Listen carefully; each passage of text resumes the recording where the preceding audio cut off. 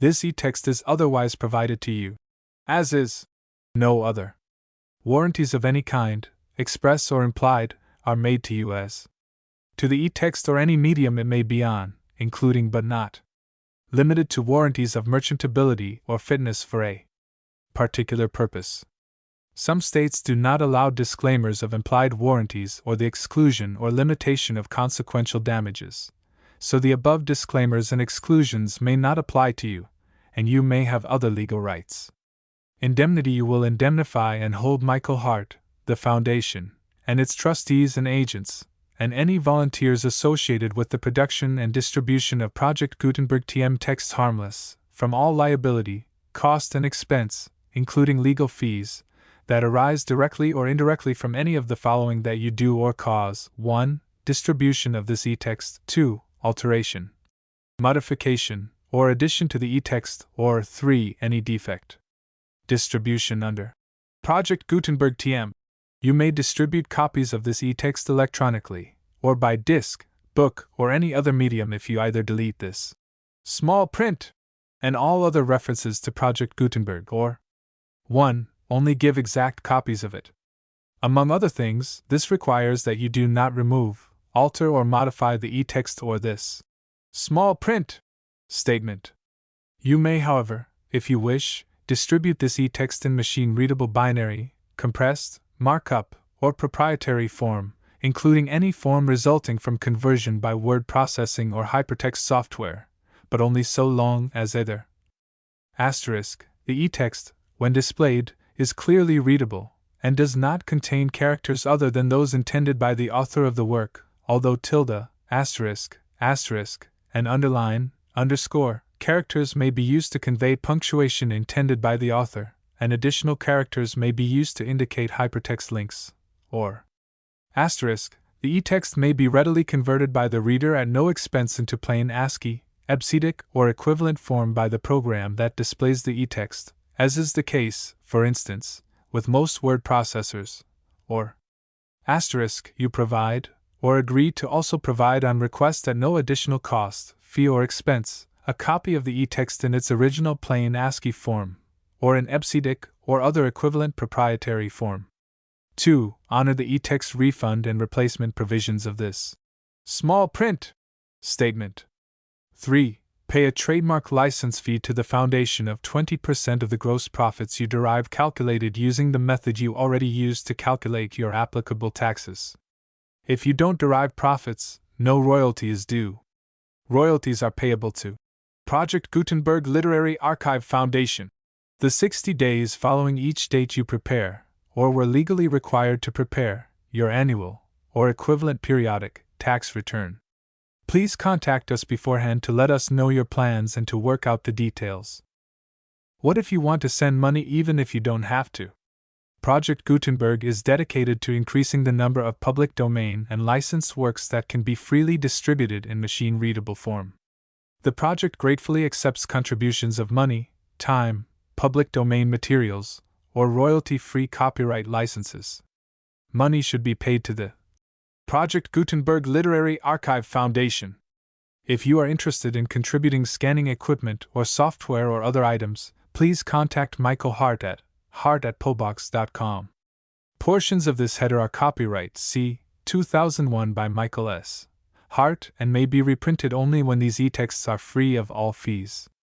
Project Gutenberg is a trademark and may not be used in any sales of Project Gutenberg e-texts or other materials, be they hardware or software or any other related product, without express permission. *N the small print. For public domain e-texts *ver .07/27/01 and *. This e-text was produced by John Mamounjo at Unabridged.edu, Charles Franks, and the online distributed proofreading team. Information about this e-text edition. The following is the text of Mozart, the Man and the Artist, as revealed in his own words, compiled and annotated by Friedrich Kirst and translated into English, and edited, with new introduction and additional notes, by Henry Edward Crabiel. Each page was cut out of the original book with an X-Acto knife and fed into an automatic document feeder scanner to make this e-text, so the original book was disbinded in order to save it. Some adaptations from the original text were made while formatting it for an e-text. Italics in the original book were ignored in making this e-text, unless they referred to proper nouns, in which case they are put in quotes in the e-text. Italics are problematic because they are not easily rendered in ASCII text. This electronic text was prepared by John Maugham with help from numerous other proofreaders, including those associated with Charles Frank's distributed proofreaders website. Thanks to C. Franks S., Harris A., Montague S., Morrison J., Roberts R., Rowe R., Tremblay R., Zimmerman and several others for proofreading. Corrections for version 11 of this text made by Andrew Sly. Mozart, The Man and the Artist, as revealed in his own words by Friedrich Kurz, translated by Henry Edward Crabiel. Mozart, The Man and the Artist, as revealed in his own words. Table of contents. Information about this e-text edition. Brief biographical sketch. Mozart, The Man and the Artist, as revealed in his own words. Editors note the significance of Mozart chips from the workshop concerning the opera. Musical pedagogics touching musical performances. Expressions. Critical opinions concerning others. Wolfgang, the German self-respect and honor at home and abroad. Love and friendship. Worldly wisdom and suffering. Morals. Religion. Brief biographical sketch. The German composer Wolfgang Amadeus Mozart, 1756 to 1791, was not only a musical genius, but was also one of the preeminent geniuses of the Western world.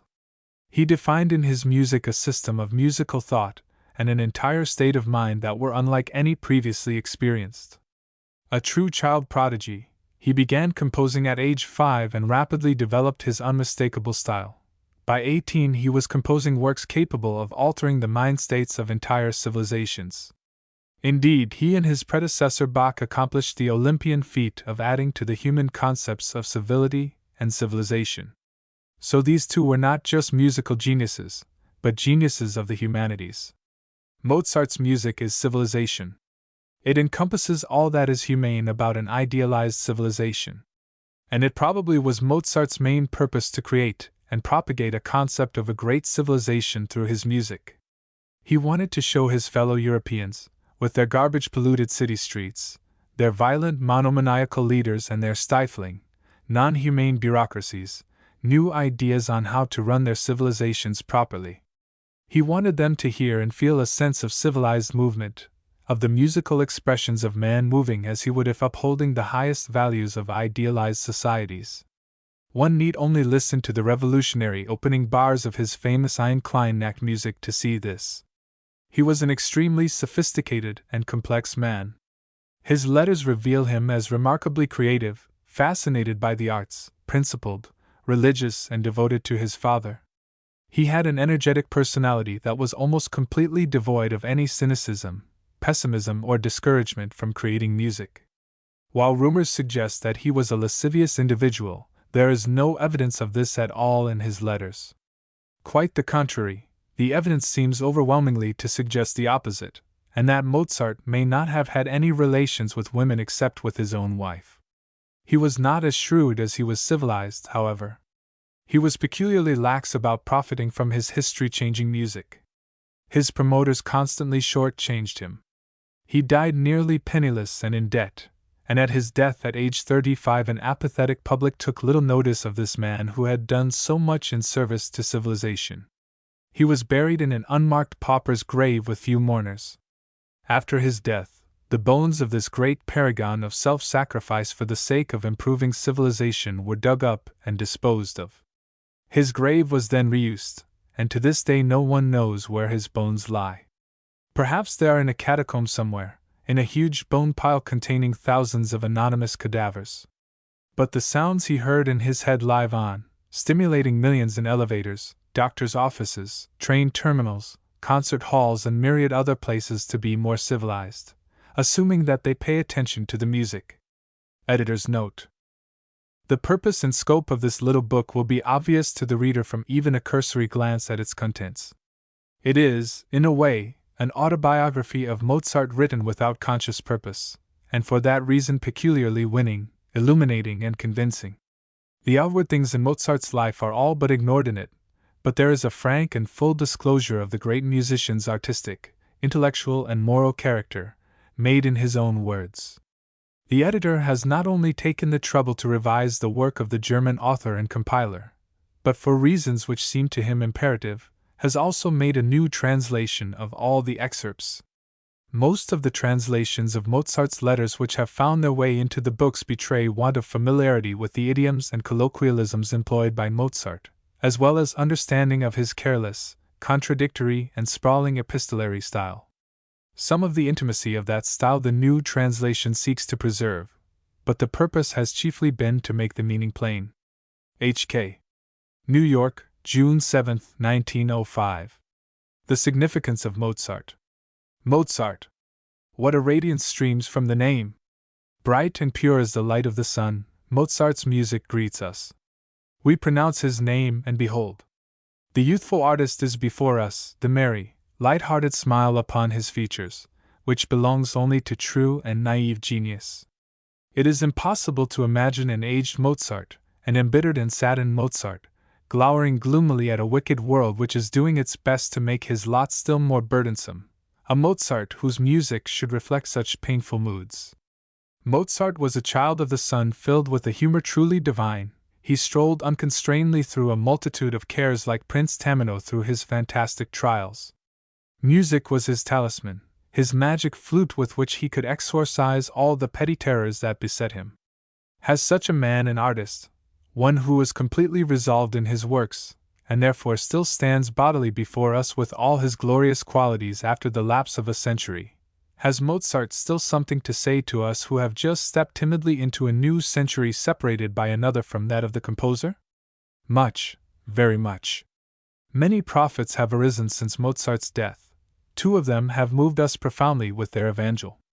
One of them knew all the mysteries, and nature took away his hearing lest he proclaimed too much. We followed him into all the depths of the world of feeling. The other shook us awake and placed us in the hurly-burly of national life and striving. Pointing to his own achievements, he said, "If you wish it, you have now a German art." The one was Beethoven, the other Wagner. Because their music demands of us that we share with it its experiences and struggles, they are the guiding spirits of a generation which has grown up in combat, and is expecting an unknown world of combat beyond the morning mist of the new century. But we are in the case of the man in the fairy tale who could not forget the merry tune of the forest bird which he had heard as a boy. We gladly permit ourselves to be led, occasionally, out of the rude realities that surround us, into a beautiful world that knows no care but lies forever bathed in the sunshine of cloudless happiness, a world in which every loveliness of which fancy has dreamed has taken life and form. It is because of this that we make pilgrimages to the masterpieces of the plastic arts, that we give heed to the speech of Schiller, listen to the music of Mozart. When wearied by the stress of life, we gladly hie to Mozart that he may tell us stories of that land of beauty, and convince us that there are other and better occupations than the worries and combats of the fleeting hour. This is what Mozart has to tell us today. In spite of Wagner, he has an individual mission to fulfill which will keep him immortal. That of which Lessing convinces us only with expenditure of many words sounds clear and irresistible in the magic flute, the longing for light and day. Therefore there is something like the glory of daybreak in the tones of Mozart's opera. It is wafted towards us like the morning breeze which dispels the shadows and invokes the sun. Mozart remains ever young. One reason is because death laid hold of him in the middle of his career. While all the world was still gazing expectantly upon him, he vanished from the earth and left no hope deceived. His was the enviable fate of a Raphael, Schiller, and Korner. As the German, 'tis Schumann's utterance, thinks of Beethoven when he speaks the word symphony, so the name of Mozart in his mind is associated with the conception of things youthful, bright, and sunny. Schumann was fully conscious of a purpose when he called out, "Do not put Beethoven in the hands of young people too early. Refresh and strengthen them with the fresh and lusty Mozart." Another time he writes, "Does it not seem as if Mozart's works become fresher and fresher the oftener we hear them?"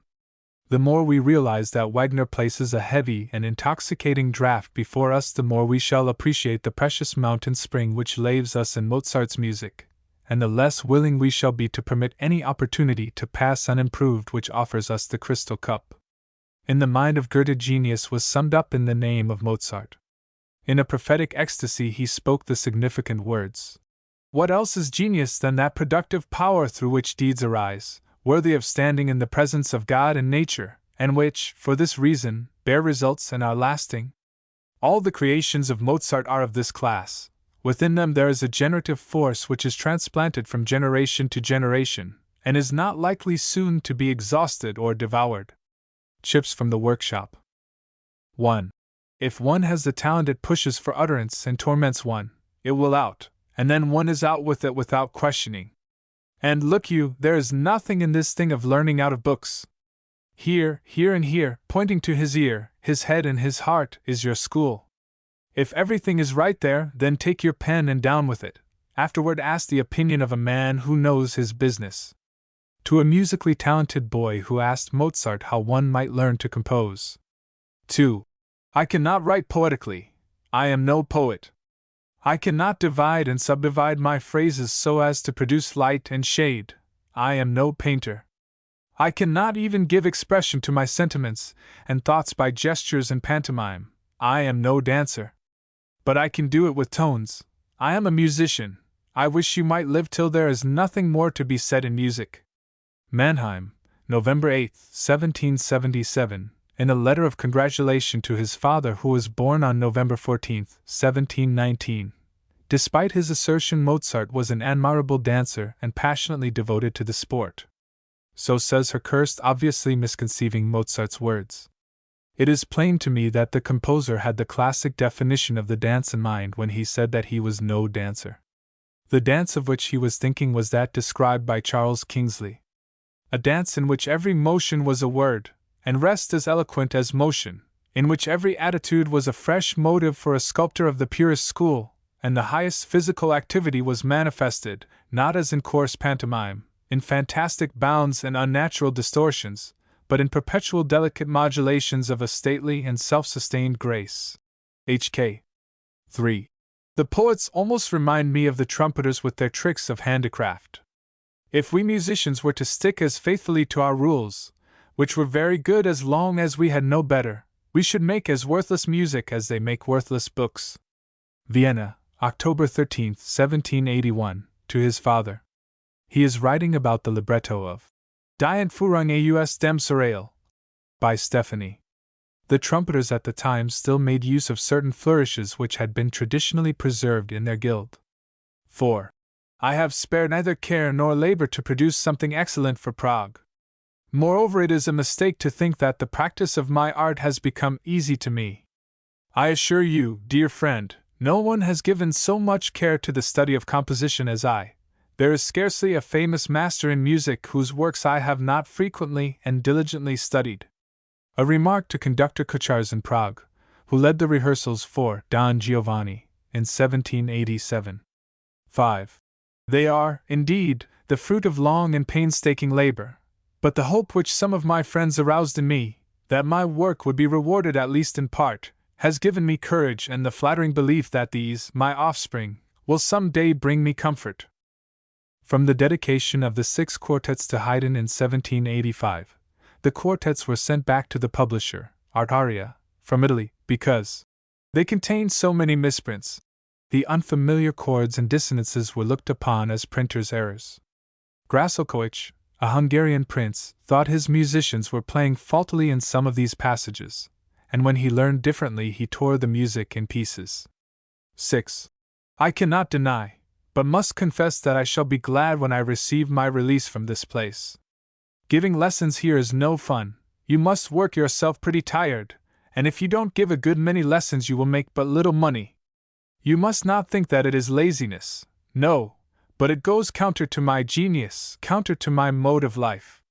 You know that, so to speak, I am wrapped up in music, that I practice it all day long, that I like to speculate, study, consider. All this is prevented by my mode of life here. I shall, of course, have some free hours, but they will be so few that they will be necessary more for recuperation than work. Paris, July 31, 1778, to his father. 7. M. Le Gros bought the Sinfonie Concertante of me. He thinks that he is the only one who has it, but that isn't so. It is still fresh in my head, and as soon as I get home I'll write it down again. Paris, October 3, 1778, to his father. An evidence of the retentiveness of Mozart's memory. In this instance, however, he did not carry out his expressed intention. Legros was director of the Concerts Spirituels. 8. Melody is the essence of music. I compare a good melodist to a fine racer, and counterpointist to hack post horses. Therefore be advised, let well alone and remember the old Italian proverb, chi sapiu, meno sa, who knows most, knows least. To the English tenor Michael Kelly, about 1786, in answer to Kelly's question whether or not he should take up the study of counterpoint. 9. One of the priests gave me a theme.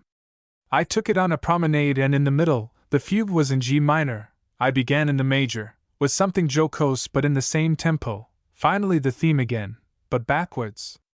Finally I wondered if I might not use the playful melody as a theme for a fugue. I did not question long, but made it at once, and it went as accurately as if Dacer had measured it for the purpose. The dean was beside himself.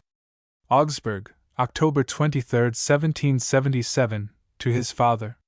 Dacer was a tailor in Salzburg. 10. Above us is a violinist, below us another, next door a singing teacher who gives lessons, and in the last room opposite ours, a hoboist. Merry conditions for composing! You get so many ideas! Milan, August 23, 1771, to his dearest sister. 11. If I but had the theme on paper, worked out, of course. It is too silly that we have got to hatch out our work in a room. A remark to his wife while driving through a beautiful bit of nature and humming all manner of ideas that came into his head. 12. I'd be willing to work forever and forever if I were permitted to write only such music as I want to write and can write, which I myself think good. 3 weeks ago I made a symphony, and by tomorrow's post I shall write again to Hofmeister and offer him 3 pianoforte quartets, if he has the money. Written in 1789 to a baron who was his friend, and who had submitted a symphony for his judgment. F.A. Hofmeister was a composer and publisher in Vienna. 13. You can do a thing like this for the pianoforte, but not for the theatre. When I wrote this I was still too fond of hearing my own music, and never could make an end. A remark to Rochlitz while revising and abbreviating the principal air in Die Entführung. 14. You know that I had already finished the first allegro on the second day after my arrival here, and consequently had seen Mademoiselle Cannabich only once. Then came young Danner and asked me how I intended to write the Andante. I will make it fit the character of Mademoiselle Rose. When I played it, it pleased immensely. I was right. She is just like the Andante. Mannheim, December 6, 1777, to his father. Rose Cannabich was a pupil of Mozart's, aged 13 and very talented. She is very sensible for her age, has a staid manner, is serious, speaks little, but when she does speak it is with grace and amiability, writes Mozart in the same letter. It is also related of Beethoven that he sometimes delineated persons musically. Also Schumann. H.K. 15. I have composed a quintet for oboe, clarinet, horn, bassoon, and pianoforte, which has been received with extraordinary favor. Cockle, number 452. I myself think it the best thing I ever wrote in my life. Vienna, April 10, 1784, to his father. 16. As an exercise I have set the aria, Non so Dione Vienna, which Bach composed so beautifully. I did it because I know Bach so well, and the aria pleases me so much that I can't get it out of my head. I wanted to see whether or not in spite of these things I was able to make an aria that should not be a bit like Bach's. It isn't a bit, not a bit like it. Mannheim, February 28, 1778, to his father. The lovely aria is number 294 in Cockle's catalogue. The Bach referred to was Johann Christian, the London Bach. 17. I haven't a single quiet hour here. I cannot write except at night, and consequently cannot get up early. One is not always in the mood for writing. Of course I could scribble all day long, but these things go out into the world and I want not to be ashamed of myself when I see my name on them. And then, as you know, I become stupid as soon as I am obliged to write for an instrument that I cannot endure. Occasionally, for the sake of a change, I have composed something else, pianoforte duets with the violin, and a bit of the Mass. Mannheim, February 14, 1778, to his father. Mozart was ill-disposed toward the pianoforte at the time. His love for Aloysia Weber occupied the most of his attention and time. 18. Herewith I am sending you a prelude and a three-voiced fugue, Cockle, number 394. It is awkwardly written. The prelude must come first and the fugue follow. The reason for its appearance is because I had made the fugue and wrote it out while I was thinking out the prelude. Vienna, April 20, 1782, to his sister Marianne. Here Mozart gives us evidence of his manner of composing.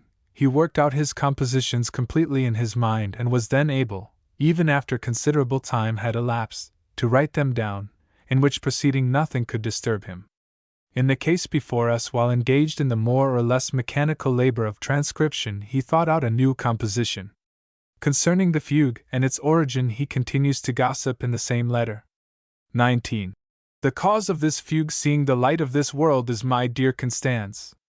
Baron von Swieten, to whom I go every Sunday, let me carry home all the works of Handel and Sebastian Bach after I had played them through for him. Constance fell in love with the fugues as soon as she had heard them. She doesn't want to hear anything but fugues, especially those of Handel and Bach.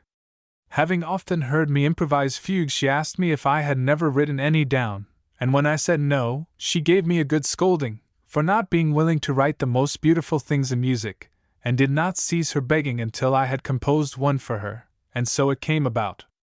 I purposely wrote the indication andante maestoso, so that it should not be played too rapidly, for unless a fugue is played slowly the entrance of the subject will not be distinctly and clearly heard and the piece will be ineffective.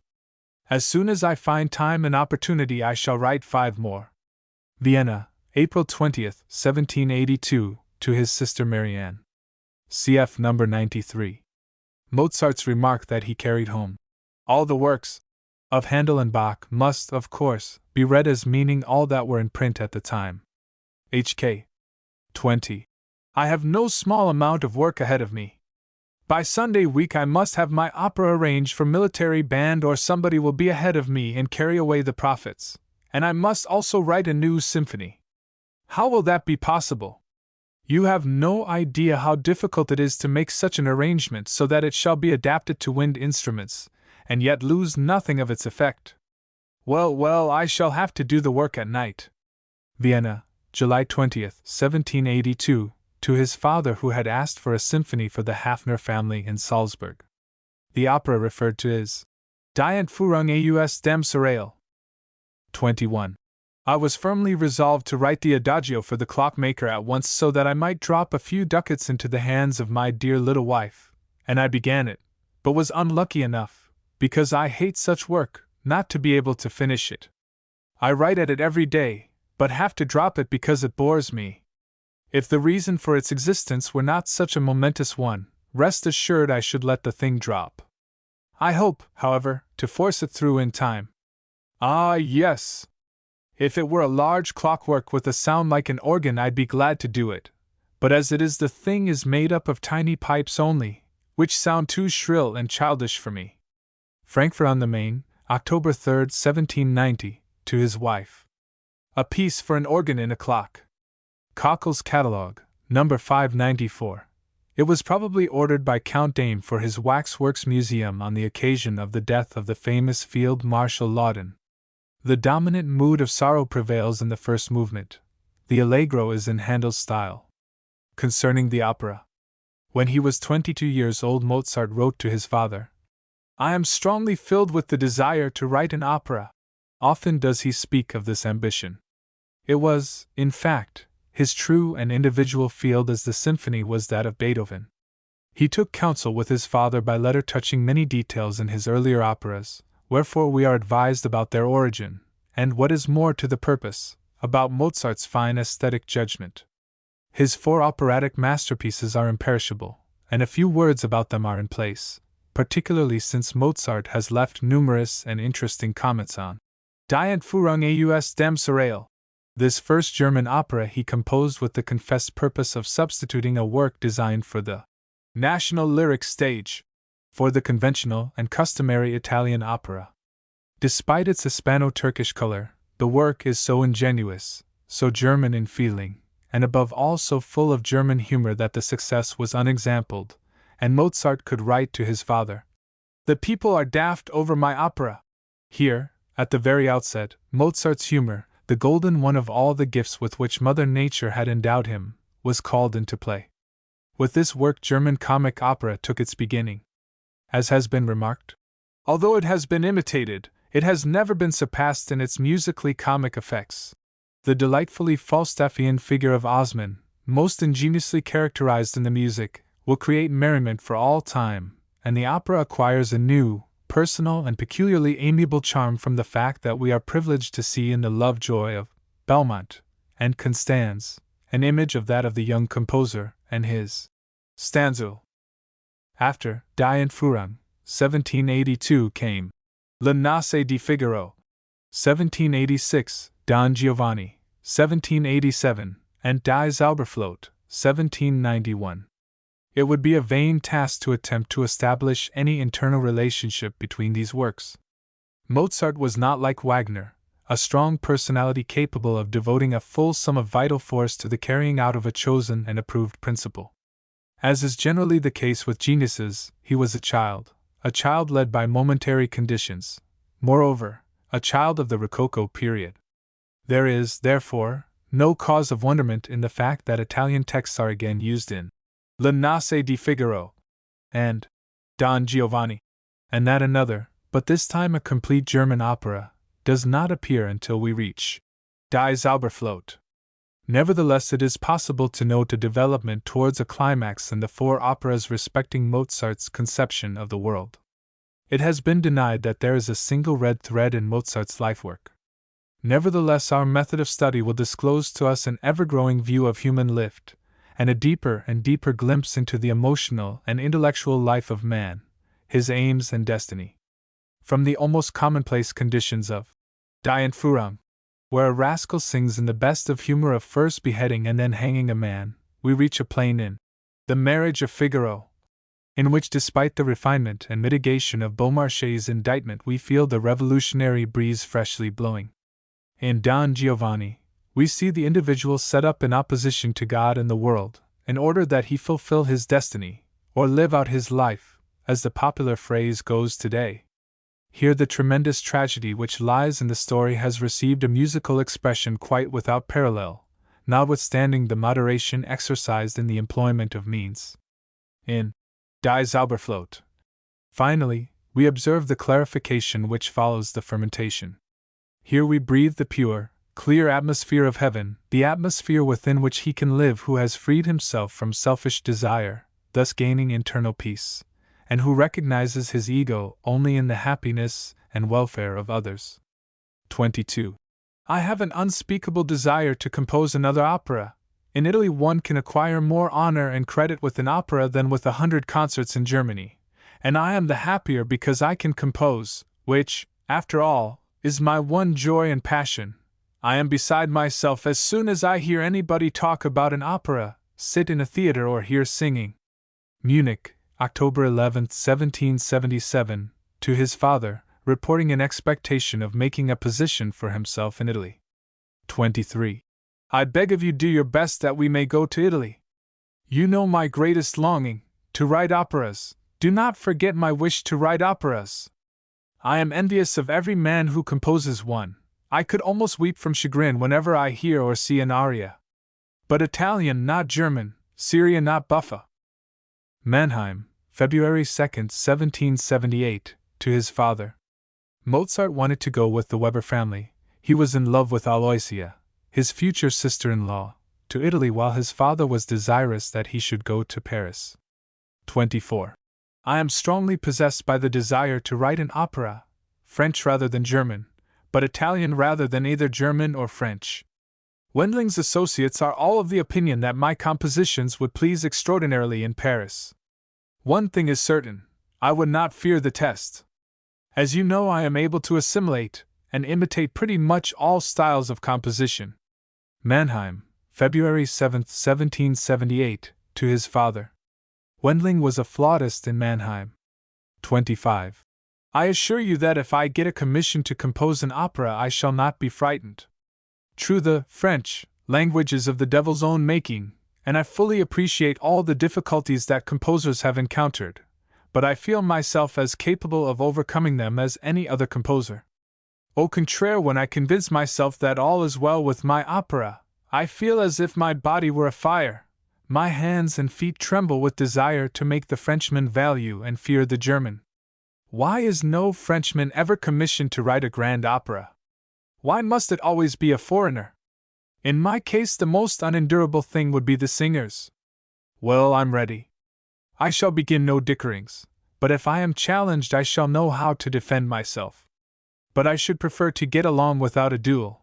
I do not like to fight with dwarfs. Paris, July 31, 1778, to his father. 26. Do you imagine that I would write an opera comique in the same manner as an opera seria? There must be as little learning and seriousness in an opera buffa as there must be much of these elements in an opera seria, but all the more of playfulness and merriment. I am not responsible for the fact that there is a desire also to hear comic music in an opera seria. The difference is sharply drawn here. I find that the buffoon has not been banished from music, and in this respect the French are right. Vienna, June 16, 1781, to his father. Mozart draws the line of demarcation sharply between tragedy and comedy in opera. Shakespeare has taught us to accept an infusion of the comic element in plays of a serious cast. But Shakespeare was an innovator, a romanticist, and measured by old standards, his dramas are irregular. The Italians, who followed classic models, for a reason amply explained by the genesis of the art form, rigorously excluded comedy from serious operas, except as intermezzi, until they hit upon a third classification, which they called opera semiseria, in which a serious subject was enlivened with comic episodes. Our dramatic tastes being grounded in Shakespeare, we should be inclined to put down Don Giovanni as a musical tragedy, or, haunted by the Italian terminology, as opera semiseria, but Mozart calls it opera buffa, more in deference to the librettist's work, I fancy, than his own. How to Listen to Music. Page 221, HK. 27. In opera, willy-nilly, poetry must be the obedient daughter of music. Why do Italian operas please everywhere, even in Paris, as I have been a witness, despite the wretchedness of their librettos? Because in them music rules and compels us to forget everything else. All the more must an opera please in which the plot is well carried out, and the words are written simply for the sake of the music and not here and there to please some miserable rhyme, which, God knows, adds nothing to a theatrical representation but more often harms it. Verses are the most indispensable thing in music, but rhymes, for the sake of rhymes, the most injurious. Those who go to work so pedantically will assuredly come to grief along with the music. It were best if a good composer, who understands the stage, and is himself able to suggest something, and a clever poet could be united in one, like a phoenix. Again, one must not fear the applause of the unknowing. Vienna, October 13, 1781, to his father. The utterance is notable as showing Mozart's belief touching the relationship between text and music. He places himself in opposition to Gluck, whose ideas were at a later day accepted by Wagner. It was my intention to confine music to its true dramatic province, of assisting poetical expression, and of augmenting the interest of the fable, without interrupting the action, or chilling it with useless and superfluous ornaments. For the office of music, when joined to poetry, seemed to me to resemble that of coloring in a correct and well-disposed design, where the lights and shades only seem to animate the figures without altering the outline. Gluck in his dedication of Alceste to the Grand Duke of Tuscany. The error in the genre of opera consists herein, that a means of expression, music, has been made the end, while the end of expression, the drama, has been made a means. Wagner. Opera and Drama. H.K. 28. Nota bene, what has always seemed unnatural in an aria are the asides. In speech one can easily and quickly throw in a few words in an aside, but in an aria, in which the words must be repeated, the effect is bad. Munich, November 8, 1780, to his father. Mozart had been invited to Munich to compose an opera. Idomeneo re decreta. For the Carnival of 1781. In contradistinction to the observations touching poetry and music in the preceding paragraph, this remark shows that he nevertheless had a sense of dramatic propriety. He accepted the form as he found it, but protested against the things which stood in the way of its vitalization. HK 29. The second duet will be cut out entirely, more for the good than the harm of the opera. You shall see for yourself, if you read over the scene, that it would be weakened and cooled by an aria or duet, which, moreover, would be extremely annoying to the other actors who would have to stand around with nothing to do. Besides, the magnanimous contest between Ilia and Idomeneo would become too long and therefore lose in value. Munich, November 13, 1780, to his father. The reference is to the opera. Idomeneo. 30. It will be better to write a recitative under which the instruments can do some good work, for in this scene, which is to be the best in the whole opera, there will be so much noise and confusion on the stage that an aria would cut but a sorry figure. Moreover, there will be a thunderstorm which is not likely to cease out of respect for an aria, and the effect of a recitative between two choruses will be incomparably better. Munich, November 15, to his father.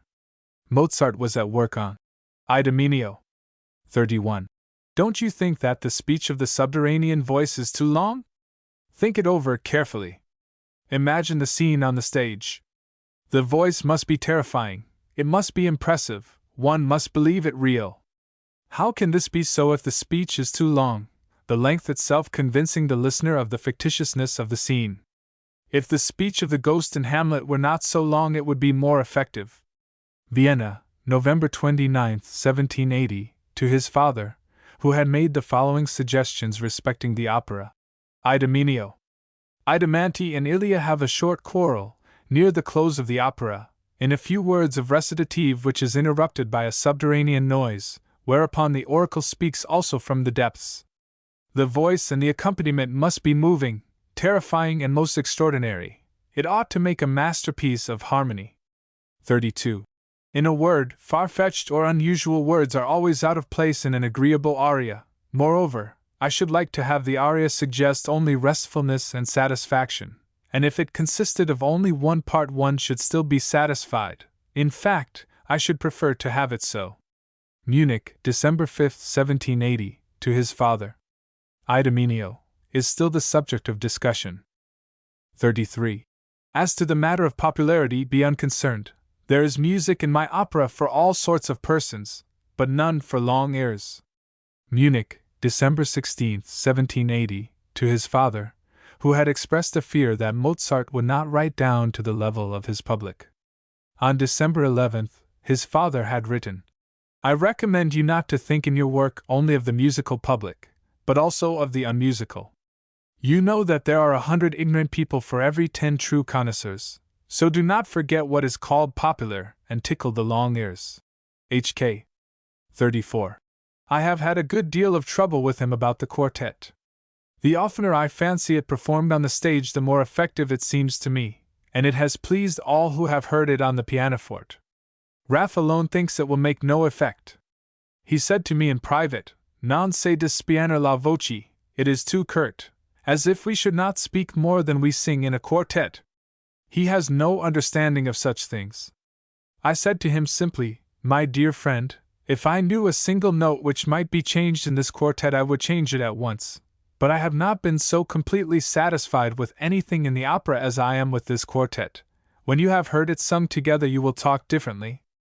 I have done my best to fit you with the 2 arias, will do it again with the 3rd, and hope to succeed, but you must let the composer have his own way in trios and quartets. Whereupon he was satisfied.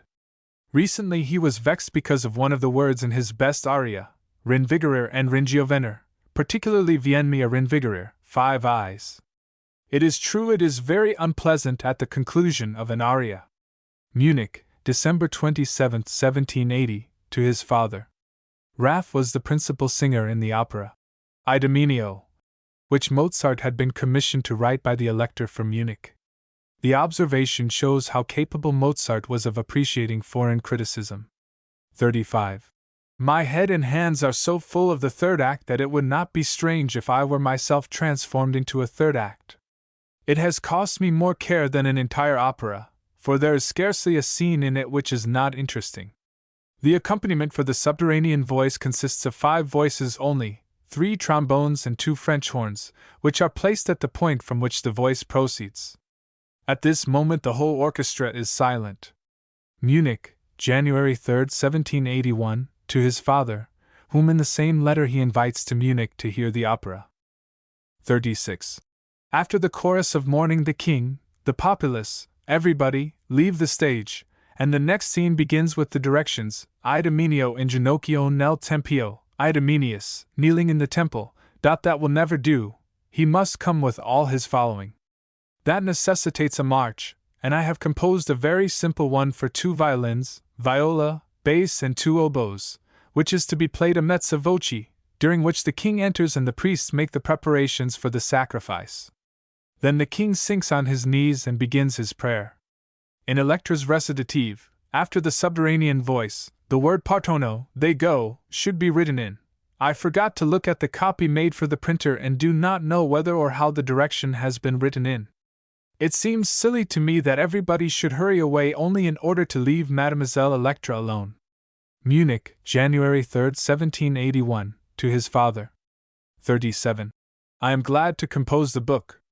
The time is short, it is true, for it must be performed about the middle of September, but the circumstances connected with the performances, and a number of other purposes, are of such a character that they enliven my spirits in such a degree that I hurry to my writing desk and remain seated there with great joy.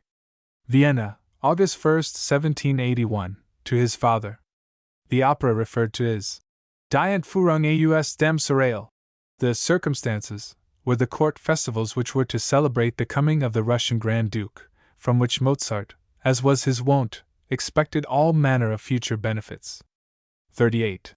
As regards the work of Stephanie, you are right, of course, but nevertheless the poetry is well fitted to the character of the stupid, coarse, and malicious Osman. I know full well that the style of the verse is none of the best, but it has so adjusted itself to the musical thoughts, which were promenading in my brain in advance, that the lines had to please me, and I will wager there will be no disappointment at the performance. So far as the songs are concerned, they are not to be despised. Belmont's aria O, wie ängstlich could scarcely have been written better for music. Vienna, October 13, 1781, to his father. Stephanie was the author of the libretto of Die Entführung aus dem Serail. 39. An aria has been written for Osman in the first act. You have seen only the beginning and end of it, which must be effective. The rage of Osman is made ridiculous by the use of Turkish music. In developing the aria, I have given him, Fischer, a bass, a chance to show his beautiful low tones. The By the Beard of the Prophet remains in the same tempo but has quicker notes, and as his anger grows continually, when one thinks that the aria is come to an end, the allegro assai must make the best kind of an effect when it enters in a different measure and key. Here is the reason: a man who is in such a violent rage oversteps all order, all moderation, he forgets himself, and the music must do the same. Inasmuch as the passions, whether violent or not, must never be carried in their expression to the verge of disgust, and music, even in the most awful situations, must not offend the ear but always please, consequently always remain music, I have not chosen a key foreign to F, i.e. the key of the aria, but a related one, not the nearest, D minor, but the more distant, a minor. You know how I have given expression to Belmont's aria, O wie ängstlich, O wie feurig. There's a suggestion of the beating heart, the violins in octaves. This is the favorite aria of all who have heard it, of myself, as well, and is written right into the voice of Ada Berger. One can see the reeling and trembling, one can see the heaving breast which is illustrated by a crescendo, one hears the lispings and sighs expressed by the muted violins with flute in unison. The Janissary chorus is, as such, all that could be asked, short and jolly, written to suit the Viennese. Vienna, September 26, 1781, to his father. Concerning the composition of Die Entführung, Mozart delivered himself at greater length and more explicitly than about any other opera. From the above excerpt one can learn his notions touching musical characterization and delineation. Turkish music, or Janizary music, is that in which the percussion effects of Oriental music are imitated, music utilizing the large drum, cymbals, etc. Hek. 40. The close will make a deal of noise, and that is all that is necessary for the end of an act. The noisier the better, the shorter the better, so that the people shall not get too cool to applaud. Vienna, September 26, 1781, to his father. The trio at the end of the first act is the finale referred to. 41. My opera is to be performed again next Friday, but I have protested against it as I do not want it to be ridden to death at once. The public, I may say, are daft about this opera. It does a fellow good to receive such applause. Vienna, July 27, 1782, to his father. 42. My opera was performed again yesterday, this time at the request of Gluck. Gluck paid me many compliments on it. I am to dine with him tomorrow. Vienna, August 7, 1782, to his father. How Mozart and Gluck differed in principle on the relation between text and music the reader has already had an opportunity to learn. Hk. 43. The most necessary thing is that the whole be really comical. Then, if possible, there should be two equally good female parts, one seria, the other mezzo character, but one must be as good as the other. The third woman may be all buffa, also all the men if necessary. Vienna, May 7, 1783, to his father, in Salzburg, where the Abbé Varesco was to write an opera libretto. 44. It would be a pity if I should have composed this music for nothing, that is to say, if no regard is to be shown for things that are absolutely essential. Neither you, nor Abbé Varesco, nor I, reflected that it will be a bad thing, that the opera will be a failure, in fact, if either of the principal women appears on the scene until the last minute, but both are kept promenading on the bastion of the fortress. I credit the audience with patience enough for one act, but it would never endure the second. It must not be.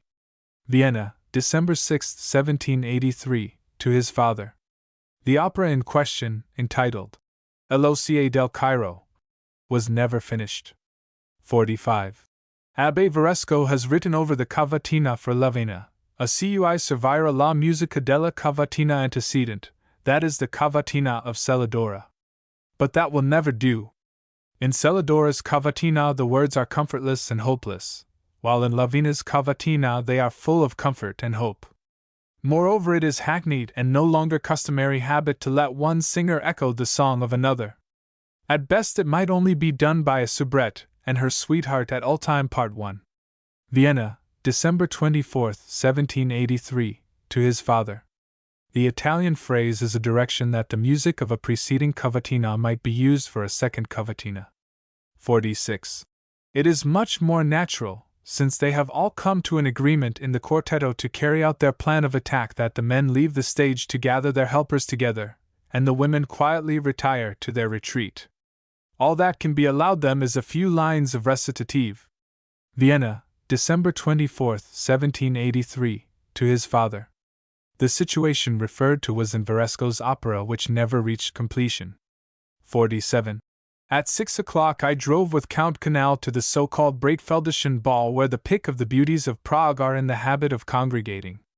That would have been something for you, my friend. I fancy seeing you, not walking but limping, after all the pretty girls and women. I did not dance, either did I spoon, the first because I was too tired, the second because of my congenital bashfulness. But I saw with great pleasure how all these people hopped about delightedly to the music of my Figaro turned into contradances and allemands. Here nothing is talked about except Figaro, nothing played, piped, sung or whistled except Figaro, no opera is attended except Figaro, always Figaro. Certainly a great honor for me. Prague, January 15, 1787, to a friend, whose name is unknown. 48. Don Giovanni was not written for the Viennese, rather for the people of Prague, but most of all for me and my friends. Reported by Nissen, who also relates that Mozart often said, "The Bohemians are the ones who understand me." When Le Nozze di Figaro received an enthusiastic reception in Prague, Mozart said, Because the Bohemians understand me so well, I must write an opera for them. The opera was Don Giovanni. 49. I am just home from the opera. It was as crowded as ever. The duet, Manu and Weeb, and the bells in the first act, were repeated as usual, also the trio of the boys in the second act. But what delights me most is the silent applause. It is easy to see how this opera is ever rising. Vienna, October 7, 1791, to his wife. The opera was Die Zauberflöte. Musical Pedagogics. 50. Herr Stein is completely daft on the subject of his daughter. She is 8 years old and learns everything by heart. Something may come of her, for she has talent, but not if she goes on as she is doing now. She will never acquire velocity because she purposely makes her hand heavy. She will never learn the most necessary, most difficult and principal thing in music, that is time, because from childhood she has designedly cultivated the habit of ignoring the beat. Augsburg, October 23, 1777, to his father. Nanette Stein afterward married Andreas Streicher, who was Schiller's companion in his flight to Franconia. As Frau Streicher, she became Beethoven's faithful friend and frequently took it upon herself to straighten out his domestic affairs. 51. If she does not get some thoughts and ideas, for now she has absolutely none, it will all be in vain, for God knows, I cannot give her any. It is not her father's intention to make a great composer out of her. She shall, he says, not write any operas, or arias, or symphonies, but only great sonatas for her instrument and mine. I gave her her 4th lesson today, and so far as the rules of composition and her exercises are concerned, I am pretty well satisfied with her. She wrote a very good bass to the first minuet which I set her, and has already begun to write in 3 parts. It goes, but she gets bored too quickly. I cannot help her. Progress is impossible. She is too young even if she had talent. Unfortunately, she has none. She must be taught artificially. She has no ideas. There are no results. I have tried in every sort of way. Among other things, it occurred to me to write down a very simple minuet, and to see if she could write a variation on it. In vain. Well, thought I, it is because she does not know how to begin. I then began a variation of the first measure, and told her to continue it in the same manner. That went fairly well. When she had made an end, I asked her to begin something of her own, only the first voice, a melody. She thought a full quarter of an hour, and nothing came. Thereupon I wrote 4 measures of a minuet, and said to her, now look what an ass I am. I have begun a minuet and can't finish even the first part. Be good enough to finish it for me. She thought it impossible. At length she produced a little something to my joy. Then I made her finish the minuet, i.e. only the first voice. For her homework I have given her nothing to do except to alter my 4 measures and make something out of them, to invent another beginning, to keep to the harmony if she must, but to write a new melody. We shall see what comes of it tomorrow. Paris, May 14, 1778, to his father. The pupil was the daughter of the Duc de Guines, an excellent flautist. She plays the harp magnificently. Writes Mozart in the same letter. Has a great deal of talent and genius, and an incomparable memory. She knows 200 pieces and plays them all by heart. When it came to paying Mozart for the lessons, the Duke was anything but a nobleman. 52. The Andante is going to give us the most trouble, for it is full of expression and must be played with taste and accurately as written in the matter of forte and piano. She is very clever and learns quickly. The right hand is very good, but the left utterly ruined. I can say that I often pity her when I see that she is obliged to labor till she gasps, not because she is unapt, but because she can't help it. She is used to playing so, nobody ever taught her differently. I said to her mother and her that if I were her regular teacher, I would lock up all her music, cover the keyboard with a handkerchief, and make her practice both hands at first slowly on nothing but passages, trills, mordents, etc., until the difficulty with the left hand was remedied. After that I am sure I could make a real clavier player out of her. It is a pity, she has so much genius, reads respectably, has a great deal of natural fluency and plays with a great deal of feeling. Mannheim, November 16, 1777, to his father. The pupil was Rose Cannabich, to whom the sonata referred to is dedicated. Her father, whom Mozart admired greatly as an able conductor, was chapel master of the excellently trained orchestra at Mannheim. He lived from 1731 to 1798. The andante from which trouble was expected was that which Mozart wrote with the purpose that it should reflect the character of Rose Cannabich, a lovely and amiable girl, according to all accounts. H.K. 53. This E is very forced. One can see that it was written only to go from one consonance to another in parallel motion, just as bad poets write nonsense for the sake of a rhyme. From the exercise book of the cousin of Abbe Stadler, who took lessons in thorough bass from Mozart in 1784. It is preserved in the court library in Vienna. 54. My good lad, you ask my advice and I will give it you candidly. Had you studied composition when you were at Naples, and when your mind was not devoted to other pursuits, you would, perhaps, have done wisely. But now that your profession of the stage must, and ought to, occupy all your attention, it would be an unwise measure to enter into a dry study. You may take my word for it, nature has made you a melodist, and you would only disturb and perplex yourself. Reflect, a little knowledge is a dangerous thing. Should there be errors in what you write, you will find hundreds of musicians in all parts of the world capable of correcting them, therefore do not disturb your natural gift. To Michael Kelly, the Irish tenor, to whom Mozart assigned the parts of Basilio and Don Curzio at the first performance of Le Nozze di Figaro in 1786, Kelly had asked Mozart whether or not he should study counterpoint. See number 8. 3 years later Kelly returned to England, began his career as composer of musical pieces for the stage. He was fairly prolific, but failed to impress the public with the originality of his creative talent. He went into the wine business, which fact led Sheridan to make the witty suggestion that he inscribe over his shop, Michael Kelly, composer of wines and importer of music. He was born in 1764 and died in 1826. H.K. 55. This is generally the case with all who did not taste the rod or feel the teacher's tongue when boys, and later think that they can compel things to their wishes by mere talent and inclination. Many succeed fairly well, but with other people's ideas, having none of their own. Others who have ideas of their own do not know what to do with them. That is your case. In a letter written in 1789 to a noble friend criticizing a symphony. 56. Do not wonder at me, it was not a caprice. I noticed that most of the musicians were old men. There would have been no end of dragging if I had not first driven them into the fire, and made them angry. Out of pure rage they did their best. Reported by Rochlitz. Mozart was rehearsing the allegro of one of his symphonies in Leipzig. He worked up such a fit of anger that he stamped his foot and broke one of his shoelaces. His anger fled and he broke into a merry laugh. 57. Right. That's the way to shriek. At a rehearsal of Don Giovanni, the representative of Zerlina did not act realistically enough to suit Mozart. Thereupon he went unnoticed on the stage and at the repetition of the scene grabbed the singer so rudely and unexpectedly that she involuntarily uttered the shriek which the scene called for. The singer was Teresa Bondini, the place Prague, and the time before the first performance of the opera which took place on October 29, 1787. H.K.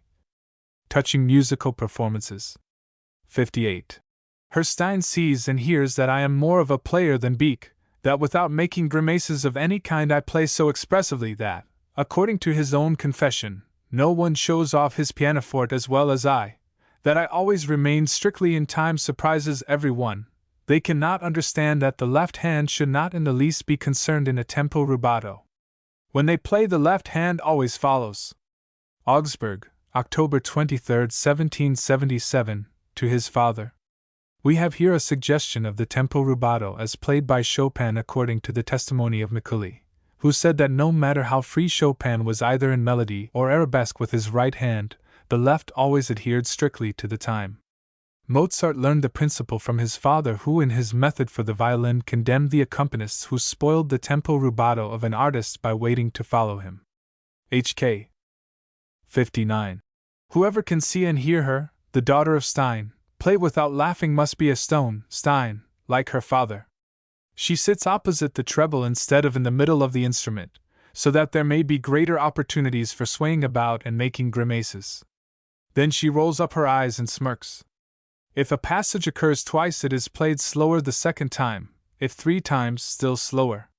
When a passage comes up goes the arm, and if there is to be an emphasis it must come from the arm, heavily and clumsily, not from the fingers. But the best of all is that when there comes a passage, which ought to flow like oil, in which there necessarily occurs a change of fingers, there is no need of taking care. When the time comes you stop, lift the hand and nonchalantly begin again. This helps one the better to catch a false note, and the effect is frequently curious. Augsburg, October 23, 1777. The letter is to his father and the young woman whose playing is criticized as the little miss of 8 years, Nanette Stein. 60.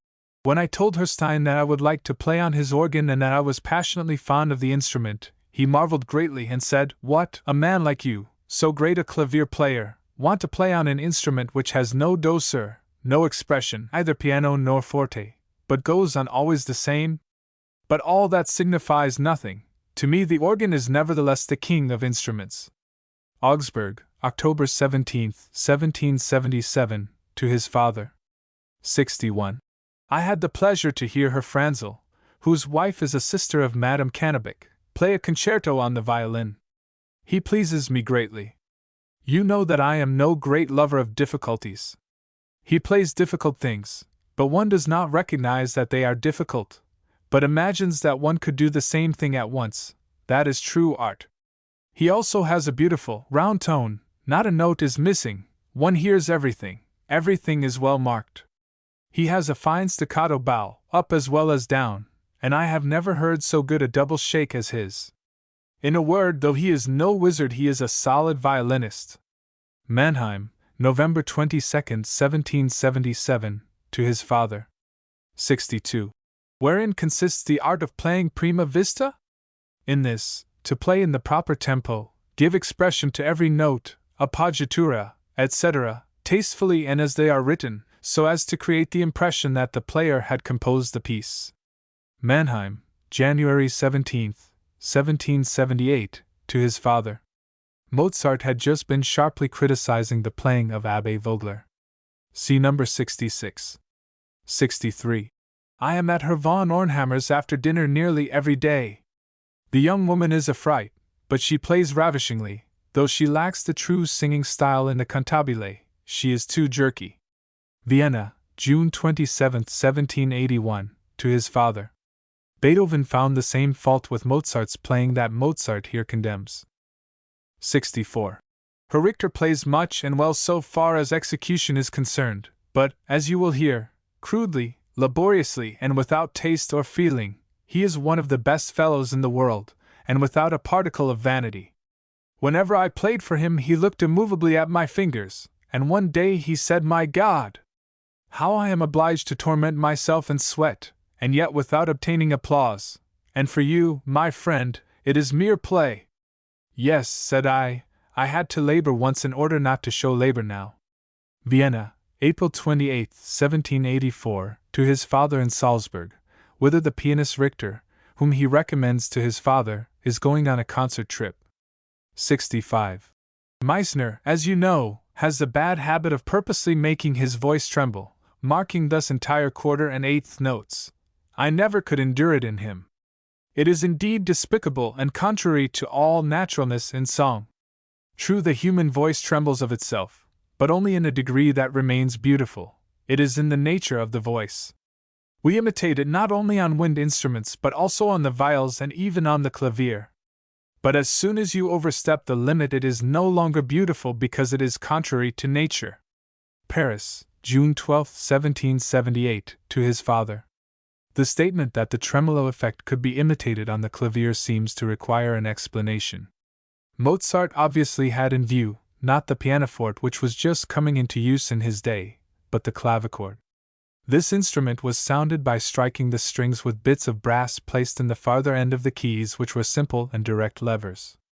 The tangents, as they were called, had to be held against the strings as long as it was desired that the tone should sound, and by gently repeating the pressure on the key a tremulousness was imparted to the tone which made the clavichord a more expressive instrument than the harpsichord or the early pianoforte.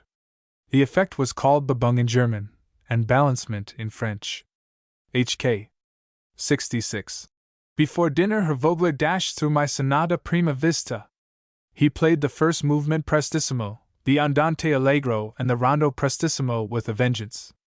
As a rule, he played a different bass than the one I had written, and occasionally he changed the harmony as well as the melody. That was inevitable, for at such speed the eyes cannot follow, nor the hands grasp, the music. Such playing at sight and are all one to me. The hearers, I mean those worthy of the name, can say nothing more than they have seen music and clavier playing. You can imagine that it was all the more unendurable because I did not dare to say to him, "Much too quick." Moreover, it is much easier to play rapidly than slowly. You can drop a few notes and passages without any one noticing it. But is it beautiful? At such speed you can use the hands indiscriminately. But is that beautiful? Mannheim, January 17, 1778, to his father. 67. They hurry the tempo, trill or pile on the adornments because they can neither study nor sustain a tone. Recorded by Rochlitz as a criticism by Mozart of Italian singers in 1789. 68. It is thus, they think, that they can infuse warmth and ardor into their singing. Ah, if there is no fire in the composition, you will surely never get it in by hurrying it. According to Rochlitz, Mozart used these words while complaining of the manner in which his compositions were ruined by exaggerated speed in the tempi. Expressions critical. 69. We wish that it were in our power to introduce the German taste in minuets in Italy. Minuets here last almost as long as whole symphonies. Bologna, September 22, 1770, to his mother and sister. Mozart as a lad was making a tour through Italy with his father. There might be a valuable hint here touching the proper tempo for the minuets in Mozart's symphonies. Of late years the conductors, of the Wagnerian school more particularly, have acted on the belief that the symphonic minuets of Mozart and Haydn must be played with the stately slowness of the old dance. Mozart himself was plainly of another opinion. HK 70. Beat told me, and it is true, that music is now played in the cabinet of the Emperor, Joseph II, bad enough to set the dogs a-running. I remarked that unless I quickly escape such music I get a headache. It doesn't hurt me in the least. Bad music leaves my nerves unaffected, but I sometimes get a headache from good music. Then I thought to myself, yes, such a shallow pate as you feels a pain as soon as he hears something which he cannot understand. Mannheim, November 13, 1777, to his father. Wieck was a conceited pianist. 71. Nothing gives me so much pleasure in the anticipation as the concert spirituel in Paris, for I fancy I shall be called on to compose something. The orchestra is said to be large and good, and my principal favorites can be well performed there, that is to say choruses, and I am right glad that the Frenchmen are fond of them. Heretofore Paris has been used to the choruses of Gluck. Depend on me, I shall labor with all my powers to do honor to the name of Mozart. Mannheim, February 28, 1778, to his father. On March 7 he writes, I have centered all my hopes on Paris, for the German princes are all niggards. 72. I do not know whether or not my symphony pleases, and to tell you the truth, I don't much care. Whom should it please? I warrant it will please the few sensible Frenchmen who are here, and there will be no great misfortune if it fails to please the stupids. Still, I have some hope that the asses too will find something in it to their liking. Paris, June 12, 1778, to his father. The symphony is that known as the Parisian, Cockle, No. 297. It is characterized by brevity and wealth of melody. 73. The most of the symphonies are not to the local taste.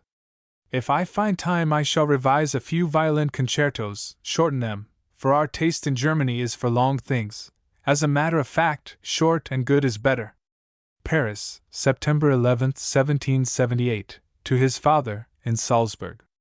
In the same letter he says, I assure you the journey was not unprofitable to me, that is to say in the matter of composition.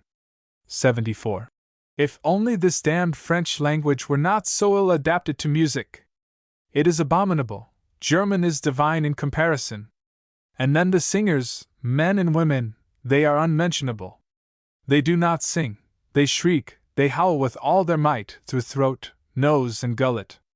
Paris, July 9, 1778, to his father. Mozart was thinking of writing a French opera. 75. Ah, if we too had clarinets!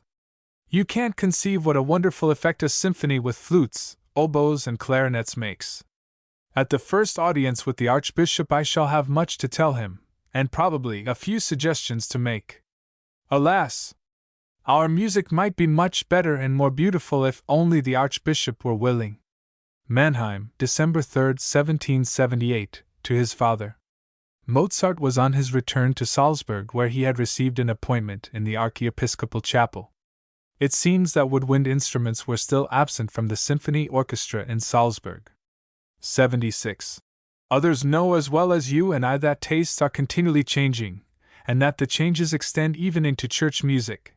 This should not be, but it accounts for the fact that true church music is now found only in the attic and almost eaten up by the worms. Vienna, April 12, 1783, to his father, who was active as court chapelmaster in Salzburg, and who had been asked by his son in the same letter, when it grew a little warmer, to look in the attic and send some of his church music. 77. The themes pleased me most in the symphony, yet it will be the least effective, for there is too much in it, and a fragmentary performance of it sounds like an anthill looks, that is, as if the devil had been turned loose in it. In a letter written in 1789 to a nobleman who was a composer, and had submitted a symphony to Mozart for criticism. 78. So far as melody is concerned, yes; for dramatic effect, no. Moreover, the scores which you may see here, outside those of Grétry, are by Gluck, Piccini, and Salieri, and there is nothing French about them except the words. A remark made to Joseph Frank, whom Mozart frequently found occupied with French scores, and who had asked whether the study of Italian scores were not preferable. 79. The ode is elevated, beautiful, everything you wish, but too exaggerated and bombastic for my ears. But what would you? The golden mean, the truth, is no longer recognized or valued. To win applause one must write stuff so simple that a coachman might sing it after you, or so incomprehensible that it pleases simply because no sensible man can comprehend it.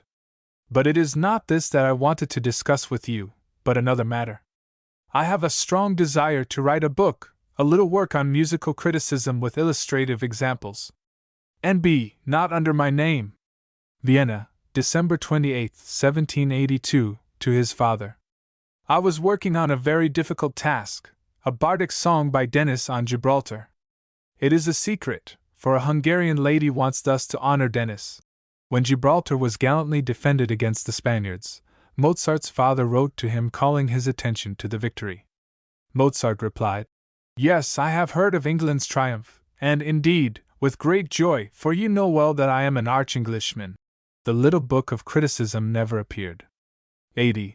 The orchestra in Berlin contains the greatest aggregation of virtuosi in the world.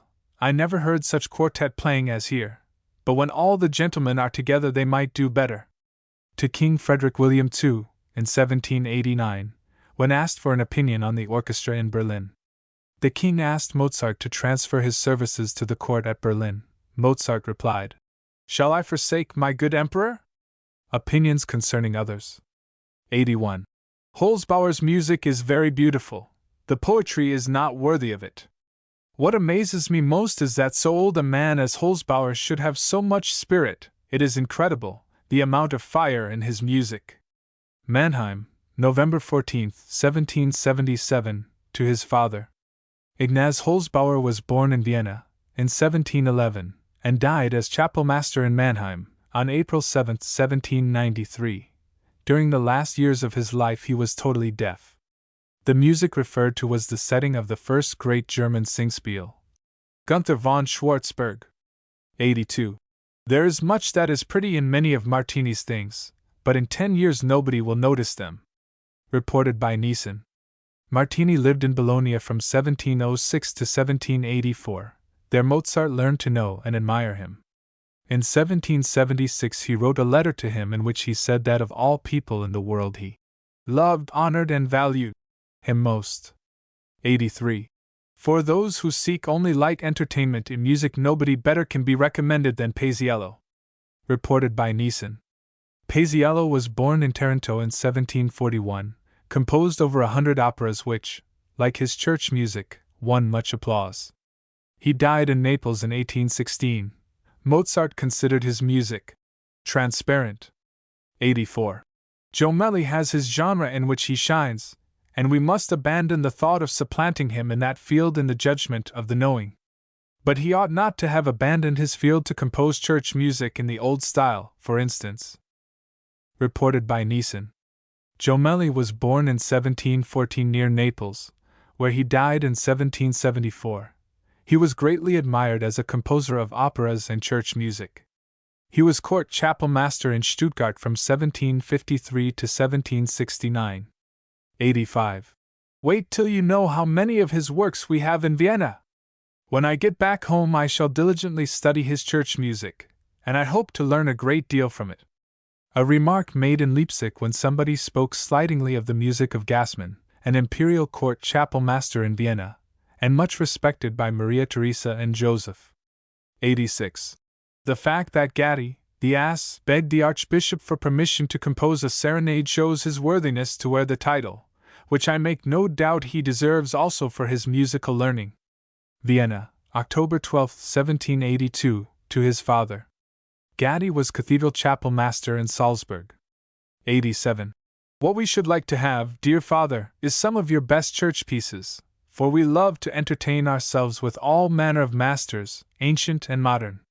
Therefore I beg of you send us something of yours as soon as possible. Vienna, March 29, 1783, to his father, Leopold Mozart in Salzburg, himself a capable composer. 88. In a sense Vogler is nothing but a wizard. As soon as he attempts to play something majestic he becomes dry, and you are glad that he, too, feels bored and makes a quick ending. But what follows? Unintelligible slip-slop. I listened to him from a distance. Afterward he began a fugue with 6 notes on the same tone, and presto! Then I went up to him. As a matter of fact I would rather watch him than hear him. Mannheim, December 18, 1777, to his father. Abbé Vogler was trying the new organ in the Lutheran church at Mannheim. Vogler lived from 1749 to 1814, and was the teacher of Karl Maria von Weber, who esteemed him highly, and Meyerbeer. Mozart's criticism seems unduly severe. 89. I was at Mass, a brand new composition by Vogler. I had already been at the rehearsal day before yesterday afternoon, but went away after the Kyrie. In all my life I have heard nothing like this. Frequently everything is out of tune. He goes from key to key as if he wanted to drag one along by the hair of the head, not in an interesting manner which might be worth while, but bluntly and rudely. As to the manner in which he develops his ideas I shall say nothing, but this I will say that it is impossible for a Mass by Vogler to please any composer worthy of the name. Briefly, I hear a theme which is not bad. Does it long remain not bad, think you? Will it not soon become beautiful? Heaven forfend! It grows worse and worse in a twofold or threefold manner. For instance, scarcely is it begun before something else enters and spoils it, or he makes so unnatural a close that it cannot remain good, or it is misplaced, or, finally, it is ruined by the orchestration. That's Vogler's music. Mannheim, November 20th, 1777, to his father. 90. Clementi plays well so far as execution with the right hand is concerned. His forte is passages in thirds. Aside from this he hasn't a pennyworth of feeling or taste. In a word, he is a mere mechanician. Vienna, January 12, 1782, to his father. 4 days later Mozart expressed the same opinion of Muzio Clementi, who is still in good repute, after having met him in competition before the emperor. Clementi prelude and played a sonata. Then the emperor said to me, "Allons, go ahead." I prelude and played some variations. 91. Now I must say a few words to my sister about the Clementi sonatas. Every one who plays or hears them will feel for himself that as compositions they do not signify. There are in them no remarkable or striking passages, with the exception of those in sixths and octaves, and I beg my sister not to devote too much time to these lest she spoil her quiet and steady hand and make it lose its natural lightness, suppleness, and fluent rapidity. What, after all, is the use? She is expected to play the sixths and octaves with the greatest velocity, which no man will accomplish, not even Clementi, and if she tries she will produce a frightful zigzag, and nothing more. Clementi is a ciarlatano like all Italians. He writes upon a sonata presto, or even prestissimo and alla breve, and plays it allegro in 4/4 time. I know it because I have heard him. What he does well is his passages in thirds, but he perspired over these day and night in London. Aside from this he has nothing, absolutely nothing, not excellence in reading, nor taste, nor sentiment. Vienna, June 7, 1783, to his father and sister. 92. Handel knows better than any of us what will make an effect. When he chooses he strikes like a thunderbolt, even if he is often prosy, after the manner of his time. There is always something in his music. Mozart valued Handel most highly. He knew his masterpieces by heart, not only the choruses but also many arias. Reported by Rochlitz. H.K. 93. Apropos, I intended, while asking you to send back the rondo, to send me also the 6 fugues by Handel and the toccatas and fugues by Eberlin. I go every Sunday to Baron von Swieten's, and there nothing is played except Handel and Bach. I am making a collection of the fugues, those of Sebastian as well as of Emmanuel and Friedemann Bach, also of Handel's, and here the 6 are lacking. Besides, I want to let the Baron hear those of Eberlin. In all likelihood you know that the English Bach is dead, a pity for the world of music. Vienna, April 10, 1782, to his father. Johann Ernst Eberlin, Eberly, born in 1702, died in 1762 as archiepiscopal chapel master in Salzburg. Many of his unpublished works are preserved in Berlin. The English Bach was Johann Christian, son of the great Johann Sebastian. As a child Mozart made his acquaintance in London. 94. I shall be glad if Papa has not yet had the works of Eberlin copied, for I have gotten them meanwhile, and discovered, for I could not remember, that they are too trivial and surely do not deserve a place among those of Bach and Handel. All respect to his 4-part writing, but his clavier fugues are nothing but long drawn-out versetti. Vienna, April 29, 1782, to his sister Nano. 95. Johann Christian Bach has been here, Paris, for a fortnight. He is to write a French opera, and is come only to hear the singers, whereupon he will go to London, write the opera, and come back to put it on the stage. You can easily imagine his delight and mine when we met again. Perhaps his delight was not altogether sincere, but one must admit that he is an honorable man and does justice to all. I love him, as you know, with all my heart, and respect him. As for him, one thing is certain, that to my face and to others, he really praised me, not extravagantly, like some, but seriously and in earnest. St. Germain, August 27, 1778, to his father. Johann Christian Bach was the second son of Johann Sebastian, and born in 1735. He lived in London where little Wolfgang learned to know him in 1764. Bach took the precocious boy on his knee and the two played on the harpsichord. Bach was music master to the Queen. He liked to play with the boy, says John. Took him upon his knee and went through a sonata with him, each in turn playing a measure with such precision that no one would have suspected 2 performers. He began a fugue, which Wolfgang took up and completed when Bach broke off. H.K. 96. Bach is the father, we are the youngsters. Those of us who can do a decent thing learn how from him, and whoever will not admit it is a remark made at a gathering in Leipzig. The Bach referred to is Philipp Emanuel Bach, who died in 1788. 97. Here, at last, is something from which one can learn. Mozart's ejaculation when he heard Bach's motet for double chorus. Singet dem Hernia ein neues Lied. At Leipzig in 1789. Rochlitz relates. Scarcely had the choir sung a couple of measures when Mozart started. After a few more measures he cried out, "What is that?" And now his whole soul seemed to be in his ears. 98. Melt us two together, and we will fall far short of making a Haydn, said to the pianist Leopold Kozluk, who had triumphantly pointed out a few slips due to carelessness in Haydn's compositions. 99. It was a duty that I owed to Haydn to dedicate my quartets to him, for it was from him that I learned how to write quartets. Reported by Nissen. Joseph Haydn once said, when the worth of Don Giovanni was under discussion, "This I do know, that Mozart is the greatest composer in the world today."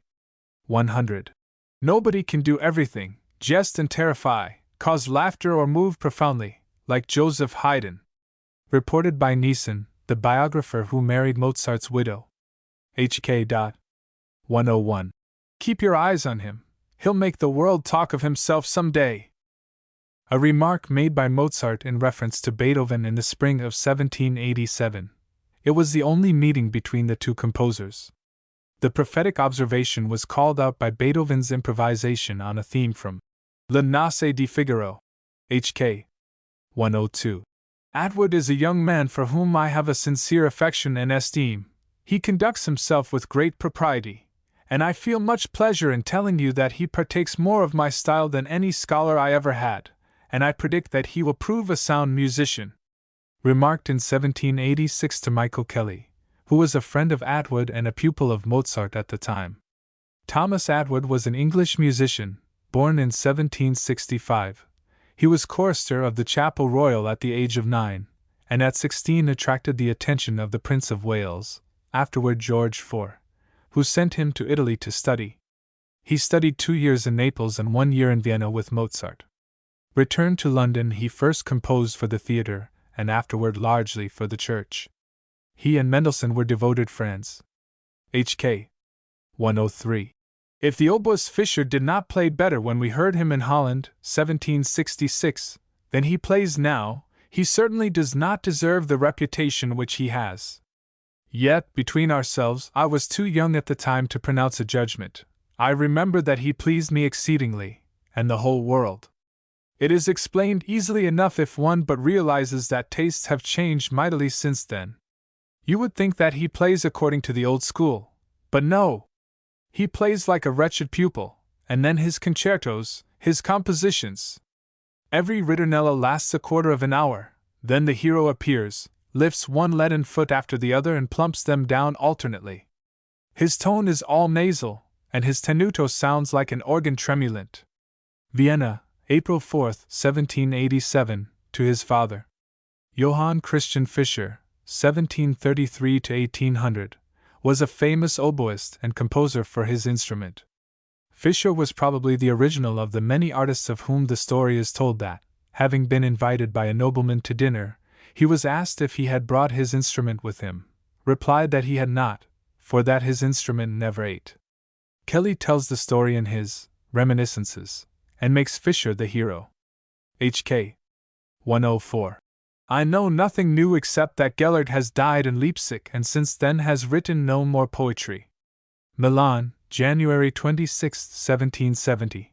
Wolfgang was on a concert tour with his father, who admired Gellert's writings and had once exchanged letters with him. The lad seems to have felt ironical. 105. Now I am also acquainted with Herr Wieland, but he doesn't know me as well as I know him, for he has not heard anything of mine. I never imagined him to be as he is. He seems to me to be a little affected in speech, has a rather childish voice, a fixed stare, a certain learned rudeness, yet, at times, a stupid condescension. I am not surprised that he behaves as he does here, and as he would not dare do in Weimar or elsewhere, for the people look at him as if he had fallen direct from heaven. All stand in awe, no one talks, everyone is silent, every word is listened to when he speaks. It is a pity that he keeps people in suspense so long, for he has a defect of speech which compels him to speak very slowly and pause after every 6 words. Otherwise his is, as we all know, an admirable brain. His face is very ugly, pockmarked, and his nose rather long. He is a little taller than Papa. Mannheim, December 27, 1777, to his father. On November 22nd, Mozart had reported, "In the coming carnival Rosamunde will be performed, new poetry by Herr Wieland, new music by Herr Schweitzer." On January 10, 1778, he writes, "Rosamunde was rehearsed in the theatre today. It is good, but nothing more. If it were bad you could not perform it at all, just as you can't sleep without going to bed." 106. Now that Herr Wieland has seen me twice he is entirely enchanted. The last time we met, after lauding me as highly as possible, he said, "It is truly a piece of good fortune for me to have met you here," and pressed my hand. Mannheim, January 10, 1778. 107. Now I give you a piece of news which perhaps you know already. That godless fellow and arch-rascal, Voltaire, is dead, died like a dog, like a beast. That is his reward. Paris, July 3, 1778, to his father, who, like the son, was a man of sincere piety and abhorred Voltaire's atheism. 108. When God gives a man an office he also gives him sense. That's the case with the Archduke. Before he was a priest he was much wittier and intelligent, spoke less but more sensibly. You ought to see him now. Stupidity looks out of his eyes, he talks and chatters eternally and always in falsetto. His neck is swollen, in short he has been completely transformed. Vienna, November 17, 1781, to his father. The person spoken of was Archduke Maximilian, who afterward became Archbishop of Cologne, and was the patron of Beethoven. The ambiguity of the opening statement is probably due to carelessness in writing, or Mozart's habit of using double negatives. H.K. Wolfgang the German. Mozart's Germanism is a matter of pride to the German people. To him, German was no empty concept, as it was to the majority of his contemporaries.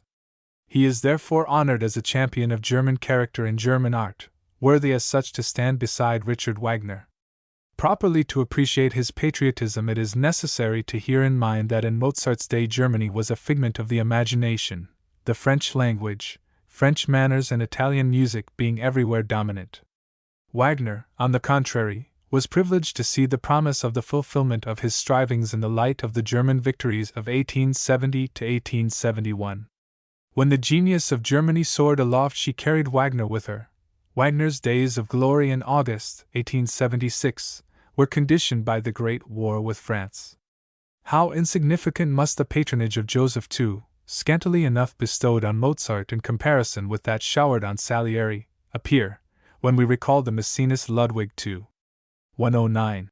Frequently I fall into a mood of complete listlessness and indifference. Nothing gives me great pleasure. The most stimulating and encouraging thought is that you, dearest father, and my dear sister, are well, that I am an honest German, and that if I am not always permitted to talk I can think what I please, but that is all.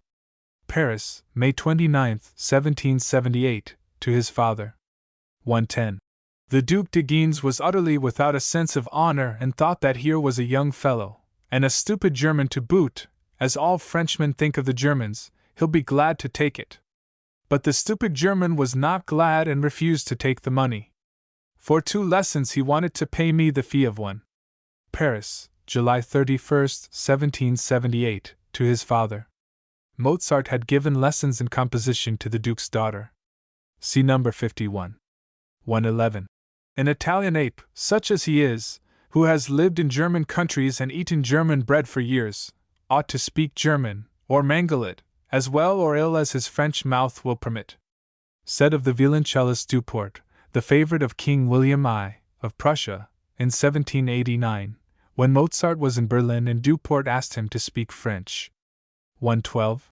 I pray God every day to give me grace to remain steadfast here, that I may do honor to myself and the entire German nation, to his greater honor and glory, and that he permit me to make my fortune so that I may help you out of your sorry condition, and bring it to pass that we soon meet again and live together in happiness and joy.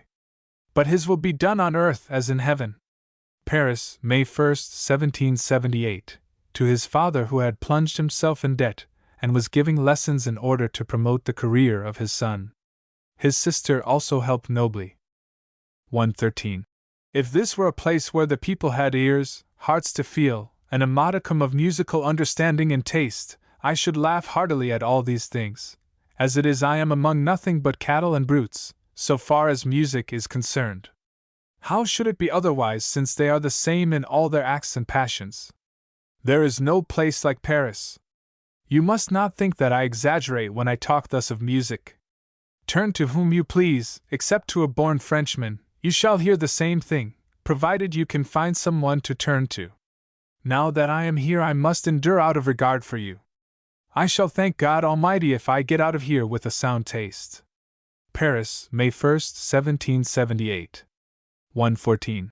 How popular I would be if I were to lift the national German stage to recognition in music! And this would surely happen, for I was already full of desire to write when I heard the German Singspiel. Munich, October 2nd, 1777.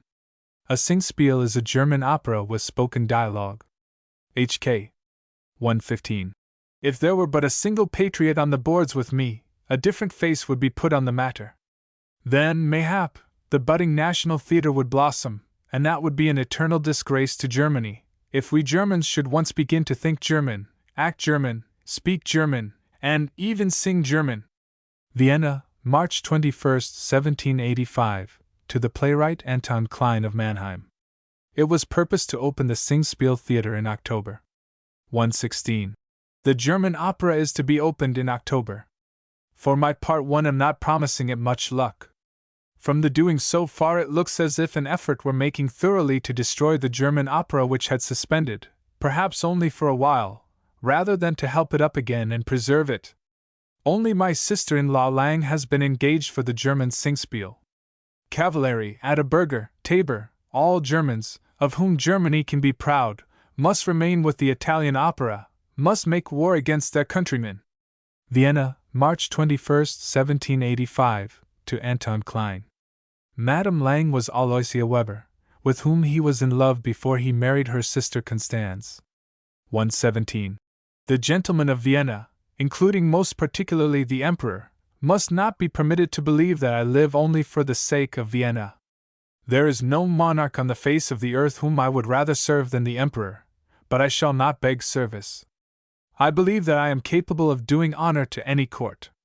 If Germany, my beloved fatherland, of whom you know I am proud, will not accept me, then must I, in the name of God, again make France or England richer by one capable German, and to the shame of the German nation.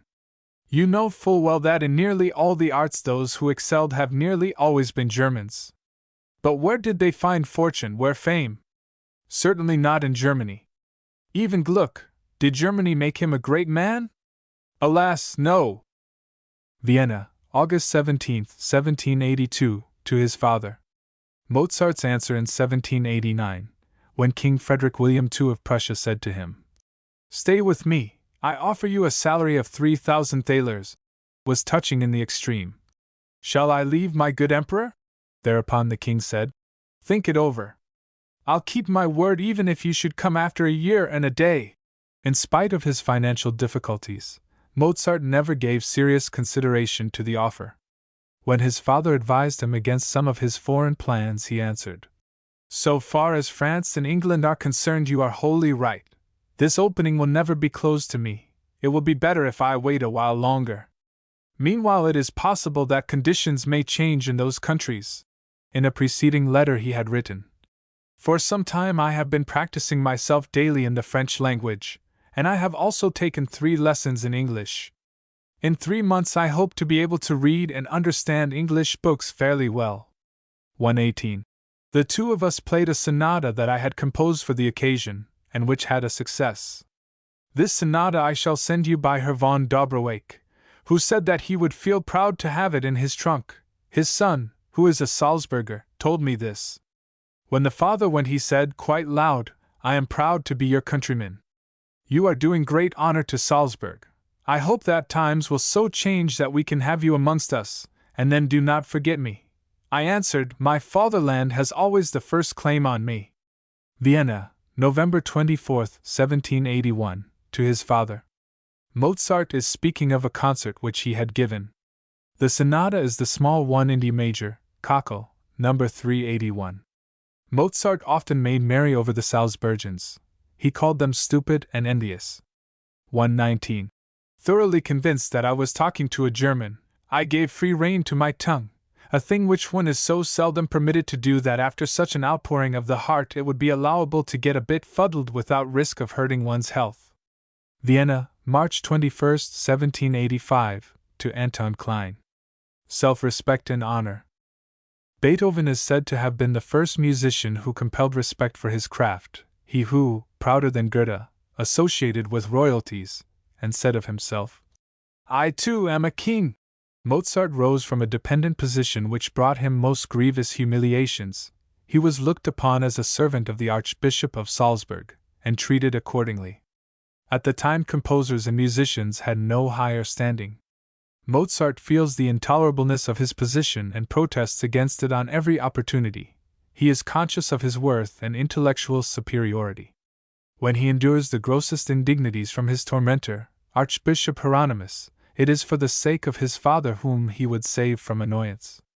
In all things else he follows the example of his father, but in the matter of self-respect he admonishes and encourages his parent.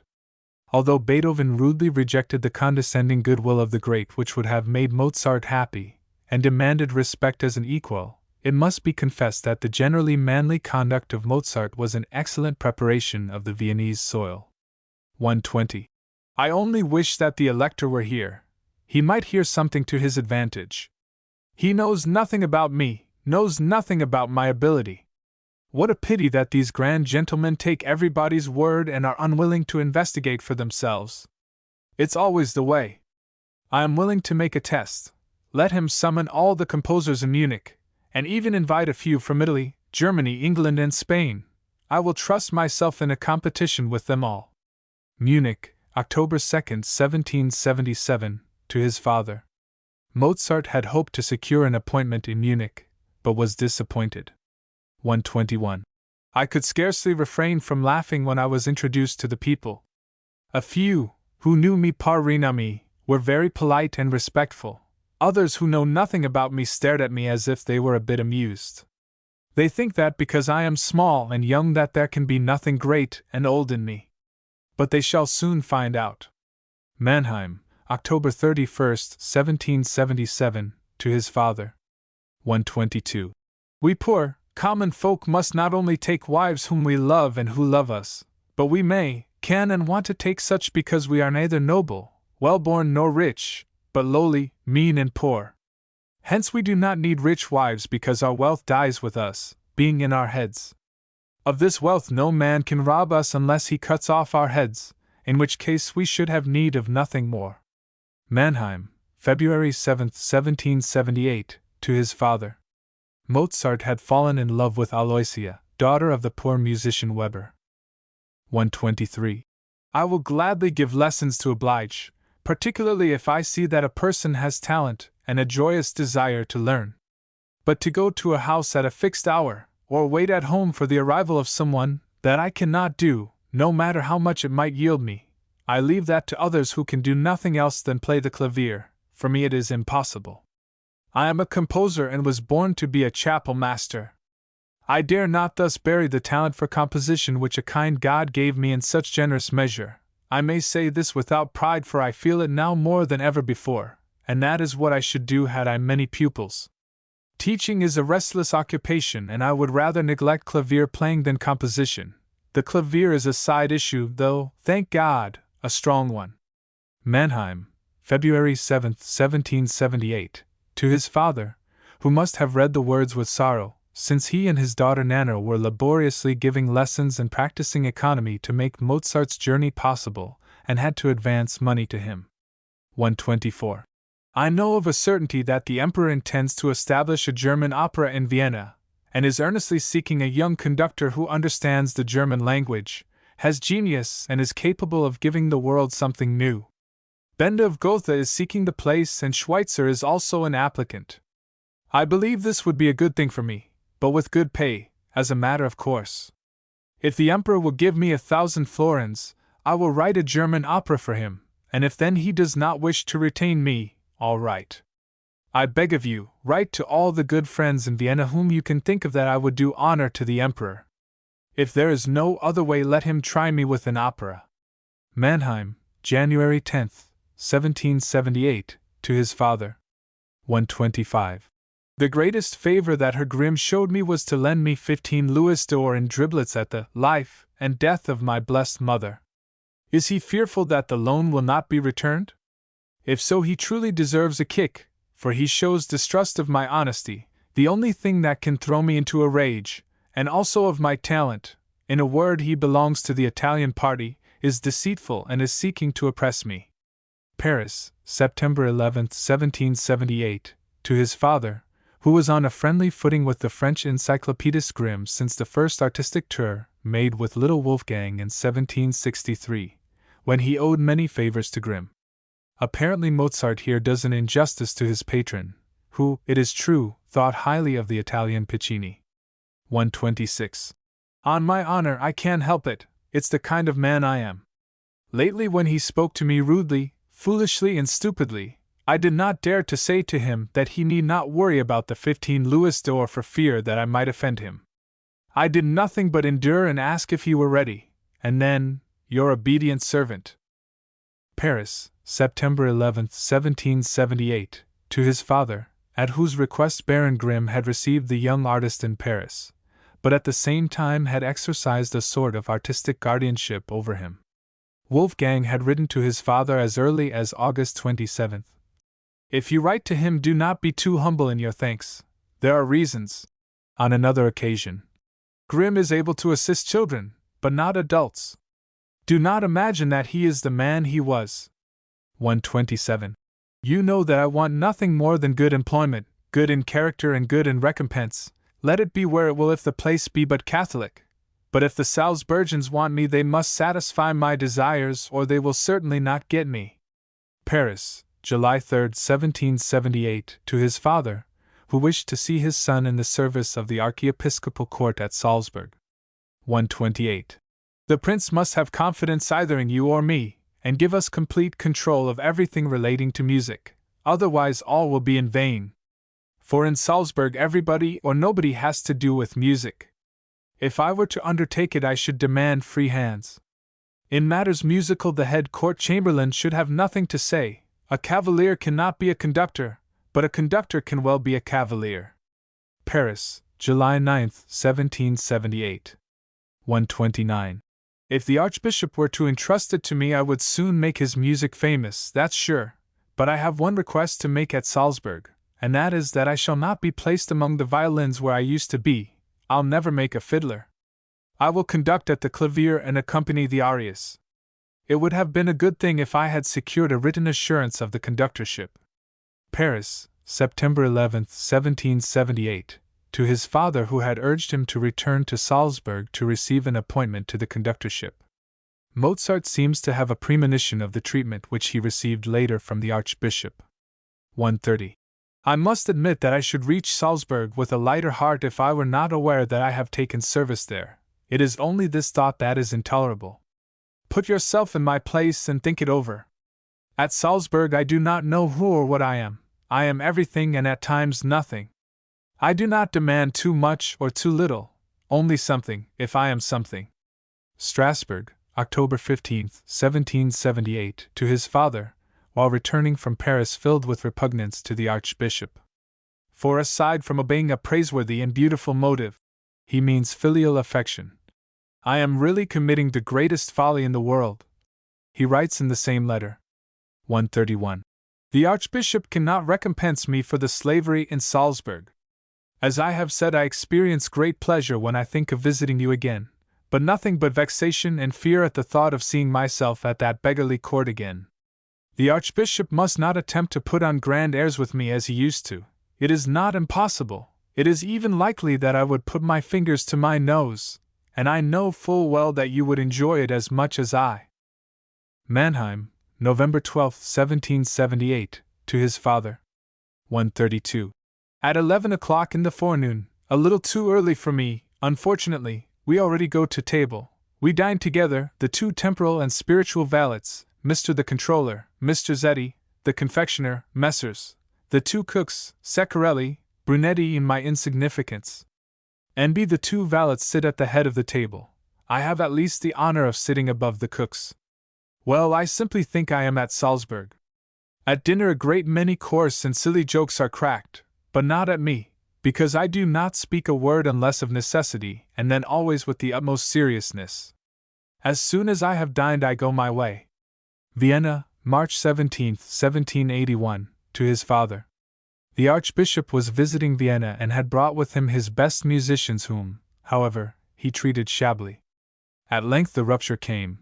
Mozart was dismissed, literally with a kick. 133. Believe me, best of fathers, that I must summon all my manhood to write to you what reason commands.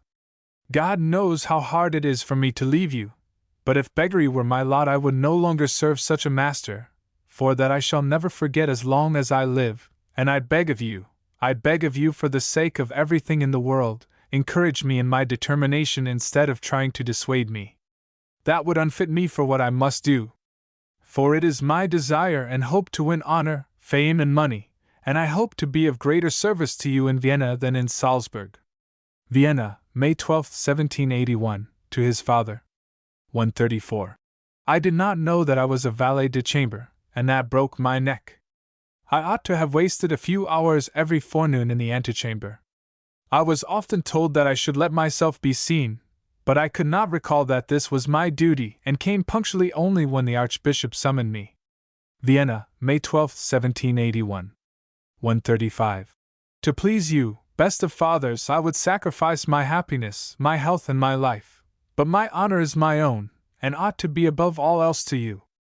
Let Count Arco and all Salzburg read this letter. Vienna, May 19, 1781. It was Count Arco who had dismissed Mozart with a kick. The father was thrown into consternation at the maltreatment of his son, and sought to persuade Mozart to return to Salzburg. Mozart replied, Best, dearest father, ask of me anything you please, but not that. The very thought makes me tremble with rage. 136. You did not think when you wrote this that such a backstep would stamp me as one of the most contemptible fellows in the world. All Vienna knows that I have left the Archbishop, knows why, knows that it is because of my injured honor, of an injury inflicted 3 times, and I am to make a public denial, proclaim myself a cur and the Archbishop a noble prince. No man could do the former, least of all I, and the second can only be done by God if he should choose to enlighten him. Vienna, May 19, 1781, to his father, who had asked him to return to the service of the Archbishop. 137. If it be happiness to be rid of a prince who never pays one, but torments him to death, then I am happy. For if I had to work from morning till night I would do it gladly rather than live off the bounty of such a— I do not dare to call him by the name he deserves. I was forced to take the step I did and I cannot swerve a hair's breadth from it. Impossible. Vienna, May 19, 1781. 138. Salzburg is nothing now to me except it offer an opportunity to give the Count a kick, even if it were in the public street. I desire no satisfaction from the Archbishop, for he is not in a position to offer me the kind that I want and must have. Within a day or 2 I shall write to the Count telling him what he can confidently expect to receive from me the first time I meet him, be it where it may, except a place that commands my respect. Vienna, June 13, 1781, to his father. Count Arco's offense has been mentioned.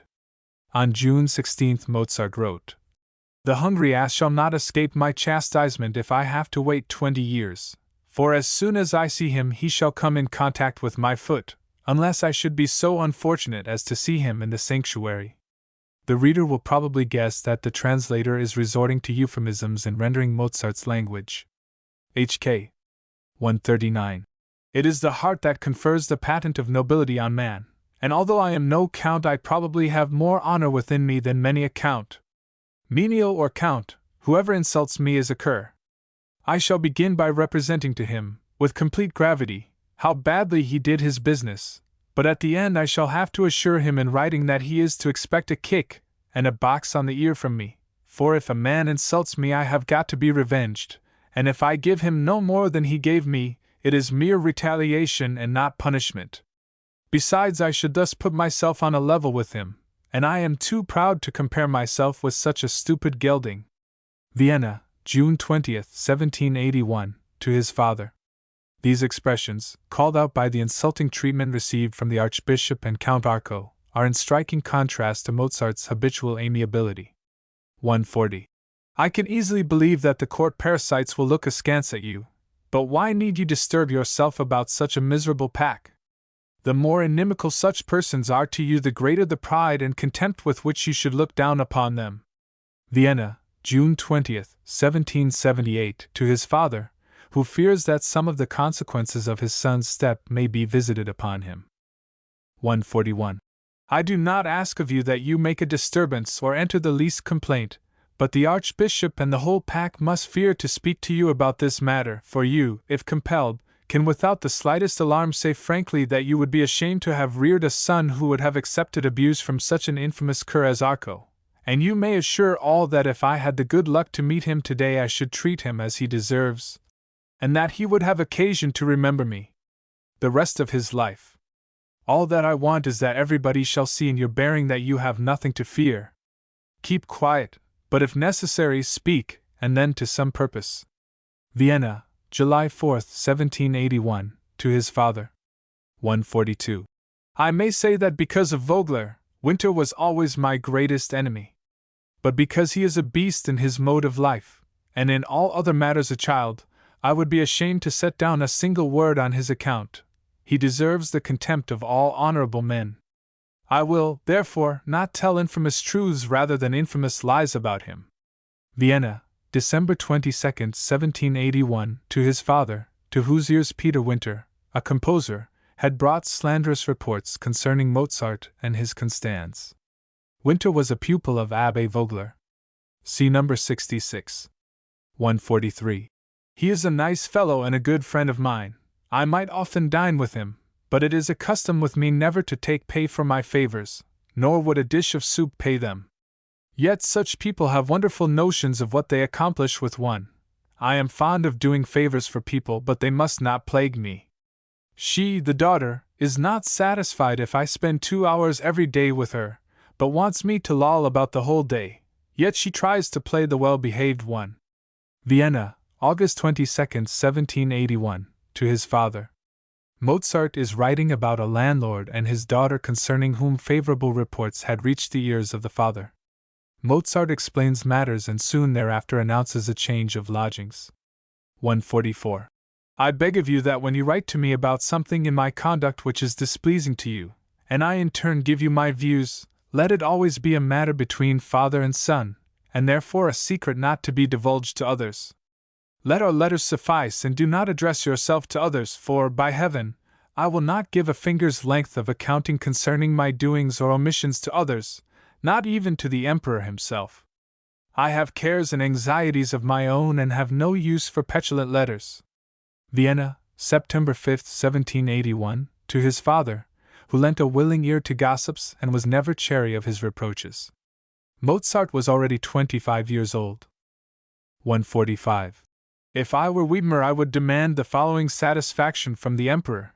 He should endure 50 strokes at the same place in my presence, and then he should pay me 6,000 ducats.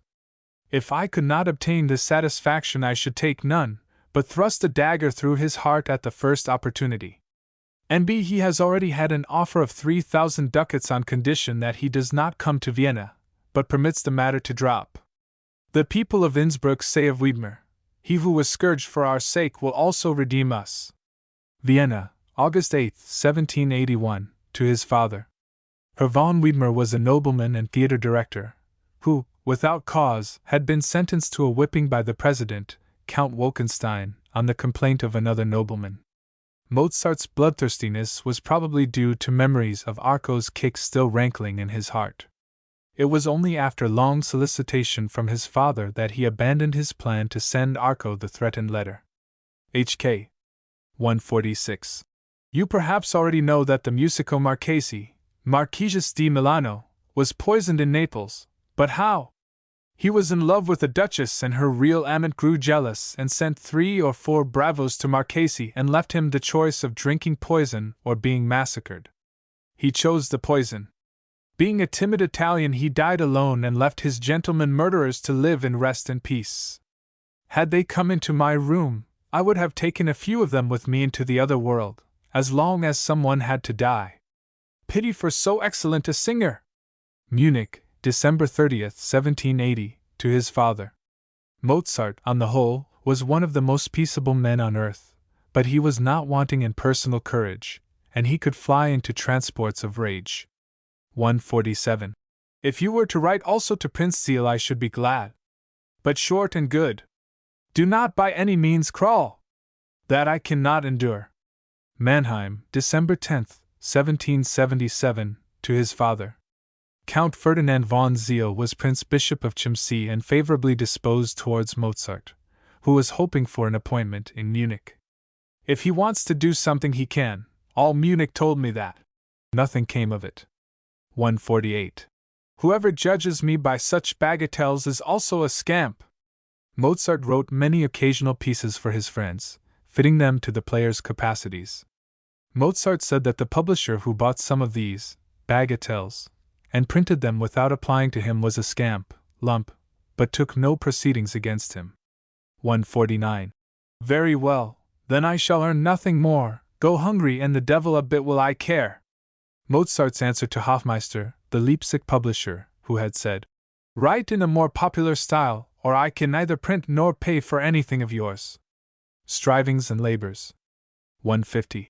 We live in this world only that we may go onward without ceasing, a peculiar help in this direction being that one enlightens the other by communicating his ideas. In the sciences and fine arts there is always more to learn. Salzburg, September 7, 1776, to Padre Martini of Bologna, whose opinion he asked concerning a motet which the Archbishop of Salzburg had faulted. 151. I am just now reading Telemachus. I am in the second part. Bologna, September 8, 1770, to his mother and sister. 152. Because you said yesterday that you could understand anything, and that I might write what I please in Latin, curiosity has led me to try you with some Latin lines. Have the kindness, when you have solved the problem, to send the result to me by the hagno or servant maid. Cuprum Syri, de qua causa, aquam plurimus adolescentibus audia musqui adio estimator, ut ipsi se nec verbis, nec verberibus ab hoc sinant abduci. The archiepiscopal concertmaster, age 13, writes thus to a girl friend. 153. Since then I have exercised myself daily in the French language, and already taken 3 lessons in English. In 3 months I hope to be able to read and understand the English books fairly well. Vienna, August 17, 1782, to his father. Mozart had given it out that he intended to go to Paris or London. Prince Kaunitz had said to Archduke Maximilian that men like Mozart lived but once in 100 years, and should not be driven out of Germany. Mozart, however, writes to his father, But I do not want to wait on charity. I find that, even if it were the Emperor, I am not dependent on his bounty. 154. I place my confidence in 3 friends, and they are strong and invincible friends, viz., God, your head, and my head. True, our heads differ, but each is very good, serviceable, and useful in its genre, and in time I hope that my head will be as good as yours in the field in which now yours is superior. Mannheim, February 28, 1778, to his father. 155. Believe me, I do not love idleness, but work. True, it was difficult in Salzburg and cost me an effort, and I could scarcely persuade myself. Why? Because I was not happy there. You must admit that, for me at least, there was not a pennyworth of entertainment in Salzburg. I do not want to associate with many, and of the majority of the rest I am not fond. There is no encouragement for my talent. If I play, or one of my compositions is performed, the audience might as well consist of tables and chairs. In Salzburg I sigh for 100 amusements, and here for not one. To live in Vienna is amusement enough. Vienna, May 26, 1781, to his father, who was concerned as to the progress making in Vienna. 156. I beg of you, best and dearest of fathers, do not write me any more letters of this kind, I conjure you, for they serve no other purpose than to heat my head and disturb my heart and mood. And I, who must compose continually, need a clear head and quiet mood. Vienna, June 9, 1781, to his father, who had reproached him because of his rupture with the Archbishop. 157.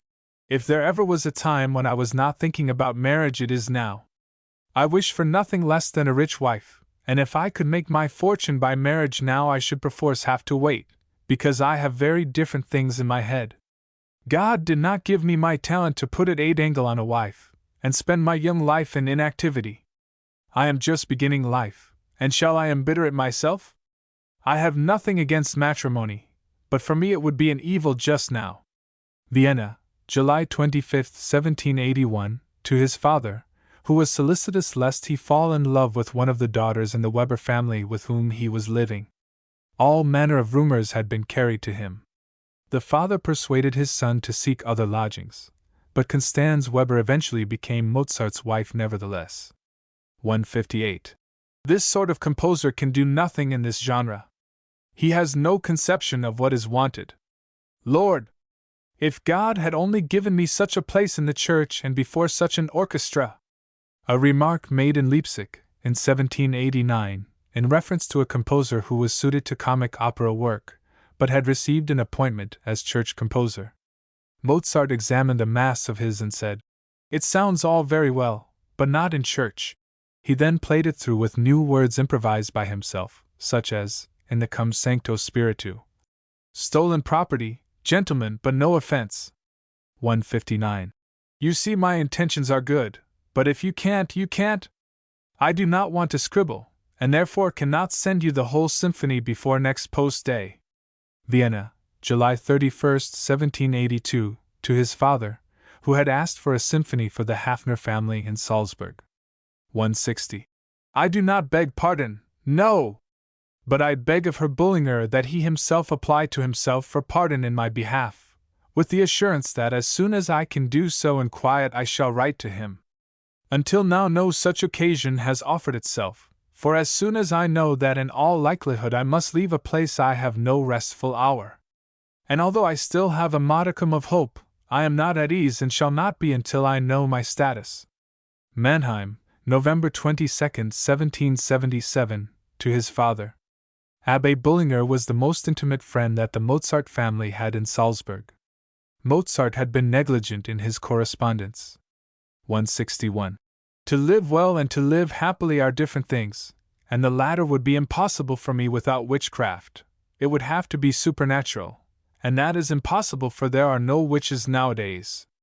Paris, August 7, 1778, to his friend Bullinger, who had sought to persuade him to return to Salzburg. 162. The Duc de Chabot sat himself down beside me and listened attentively, and I forgot the cold and the headache and played regardless of the wretched clavier as I play when I am in the mood. Give me the best clavier in Europe and at the same time hearers who understand nothing or want to understand nothing, and who do not feel what I play with me, and all my joy is gone. Paris, May 1, 1778, to his father. The Duchess had behaved very haughtily and kept Mozart sitting in a cold room for a long time before the Duke came. At home and abroad. 163. I assure you that without travel we, at least men of the arts and sciences, are miserable creatures. A man of mediocre talent will remain mediocre whether he travel or not, but a man of superior talent, which I cannot deny I am, without doing wrong, deteriorates if he remains continually in one place. Paris, September 11, 1778, to his father, who had secured an appointment for him at Salzburg which he was loath to accept. He asked that the Archbishop permit him to travel once in 2 years. He feared that he would find no congenial society in Salzburg, where, moreover, music did not stand in large appreciation. Mozart's subsequent experiences were of the most pitiable character. 164. Write me. How is Mr. Canary? Does he still sing? Does he still pipe? Do you know why I am thinking of the canary? Because there is one in our anteroom that makes the same little sounds as ours. Naples, May 19, 1770, to his sister. Mozart was very fond of animals. In a letter from Vienna to his sister on August 21, 1773, he writes, "How is Miss Bims? Please present all manner of compliments to her." Miss Bims was a dog. At another time he wrote a pathetic little poem on the death of a starling. While in the midst of the composition and rehearsal of Idomeneo, he wrote to his father, "Give Pimperl, a dog, a pinch of Spanish snuff, a good wine biscuit, and 3 busses." 165. Because of my disposition, which leans towards a quiet, domestic life rather than to boisterousness, and the fact that since my youth I have never given a thought to my linen, clothing, or such things, I can think of nothing more necessary than a wife. I assure you that I frequently spend money unnecessarily because I am negligent of these things. I am convinced that I could get along better than I do now on the same income if I had a wife. How many unnecessary expenditures would be saved? Others are added, it is true, but you know in advance what they are and can adjust them. In a word, you lead a regulated life. In my opinion, an unmarried man lives only half a life. That is my conviction, and I cannot help it. I have resolved the matter over and over in my mind and am of the same opinion still. Vienna, December 15, 1781, to his father. 166. At present I have only one pupil. I could have several if I were to lower my fee, but as soon as one does that one loses credit.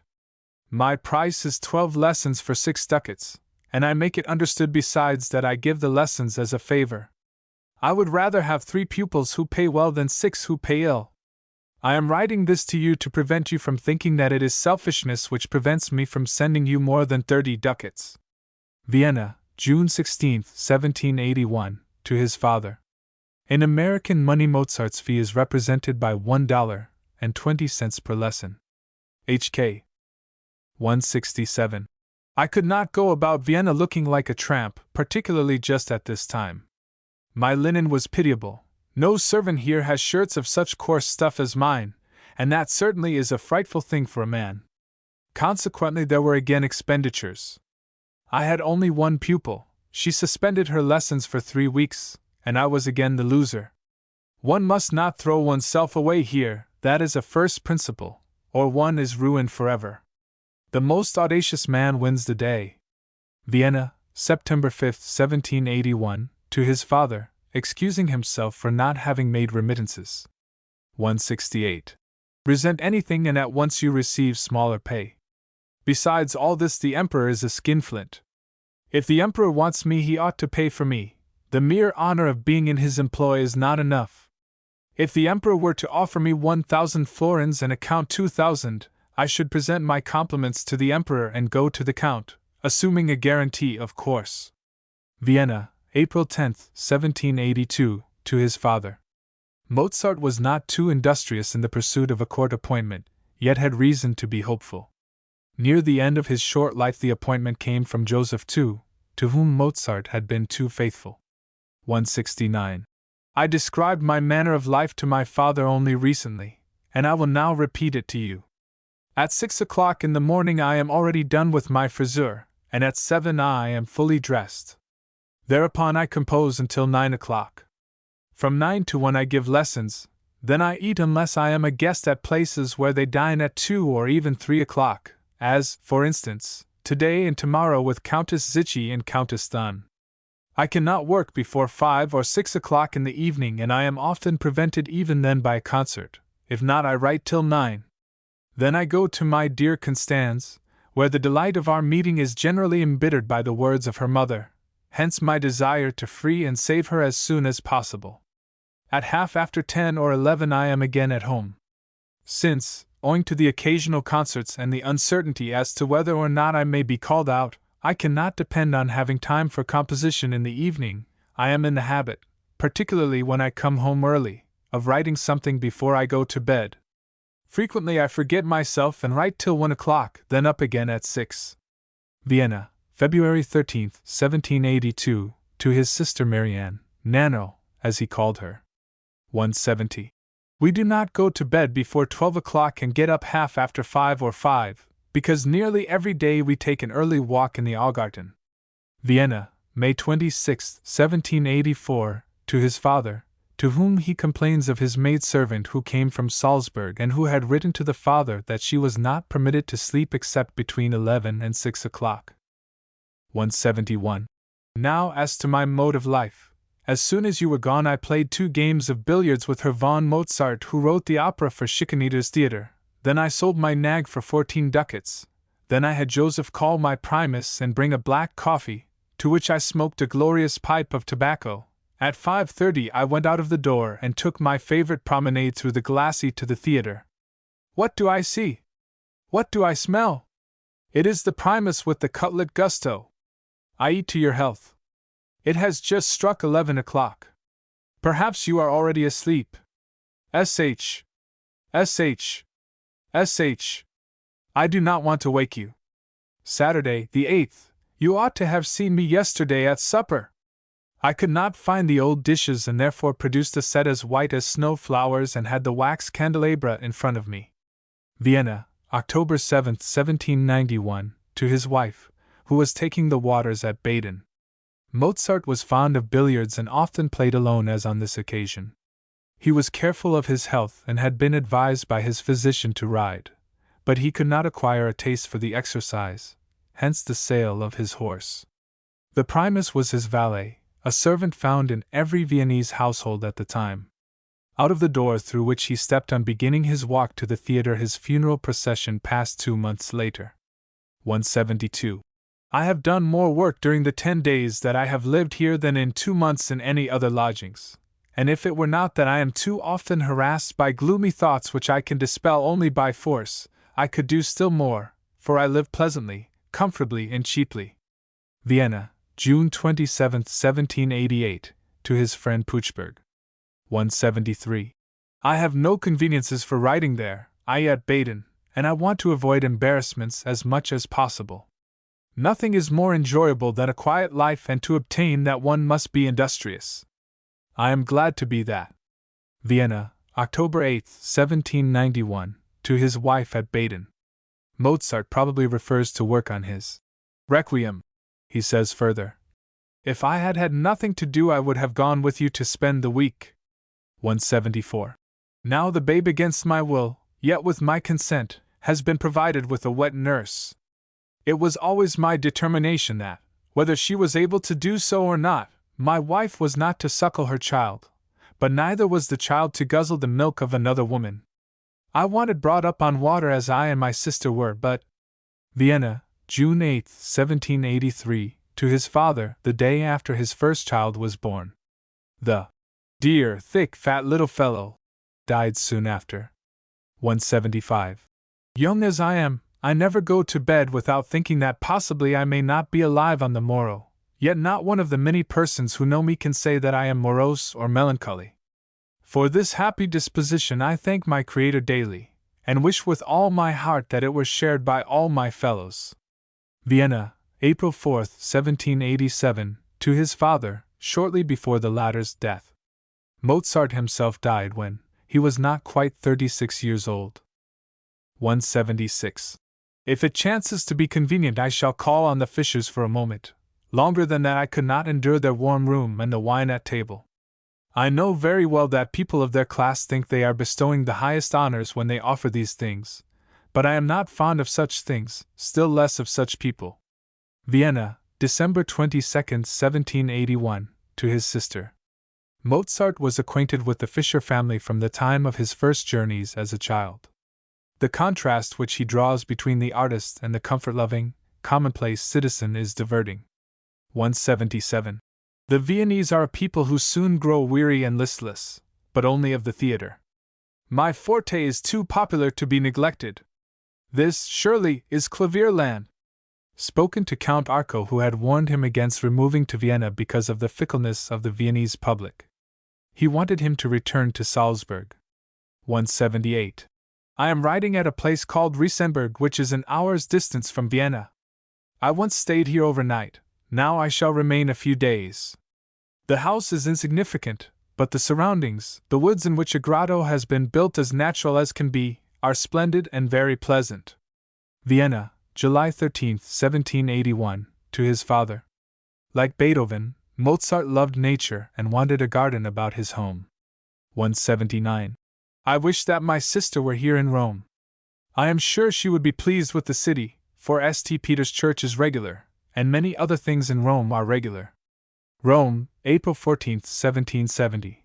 A droll criticism from the traveling virtuoso, aged 14, in a letter to his mother and sister. 180.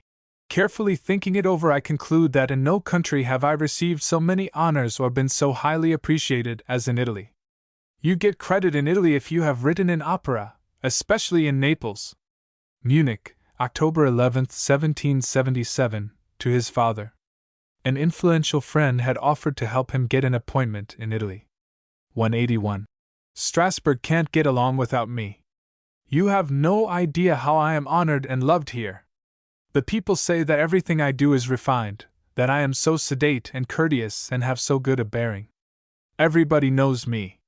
Strasbourg, October 26, 1778, to his father, on his return journey from Paris.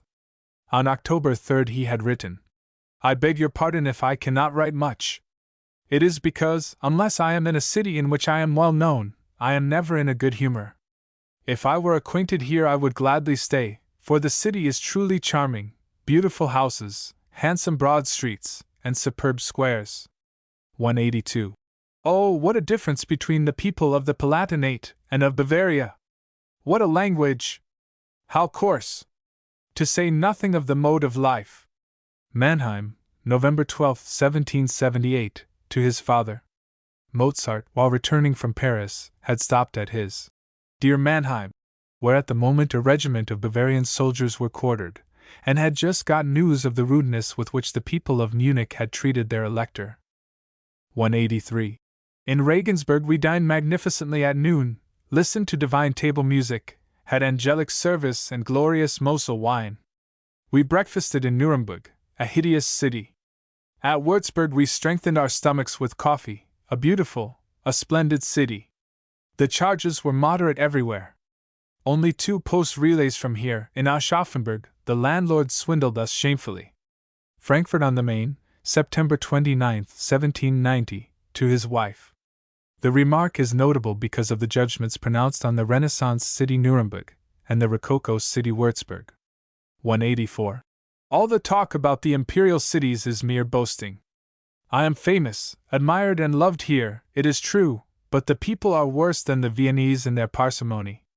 Mozart went to Frankfurt, in 1790, on the occasion of the coronation of the emperor, hoping to make enough money with concerts to help himself out of financial difficulties, but failed. Love and friendship. Mozart's love for his father made him dependent on the latter to the end of his days. He was a model son and must have loved his wife devotedly, since, for her sake, he once in his life disobeyed his father. The majority of his letters which have been preserved are addressed to his father, to whom he reported all his happenings and whose advice he is forever seeking. Similar were his relations with his sister Marianne, Nano, whom he loved with great tenderness. The letters to his wife are unique, all of them, even the last, seem to be the letters of a lover. They were a pair of turtle doves. Mozart was an ideal friend, ready to sacrifice to the uttermost on the altar of friendship. It was this trait of character which made him throw himself with enthusiasm into Freemasonry, whose affiliations he sought to widen by drafting the constitution of a community which he called the Grotto. He probably hated only one man in the world, the Archbishop of Salzburg, his tormentor. 185. The moment you do not trust me, I shall distrust myself.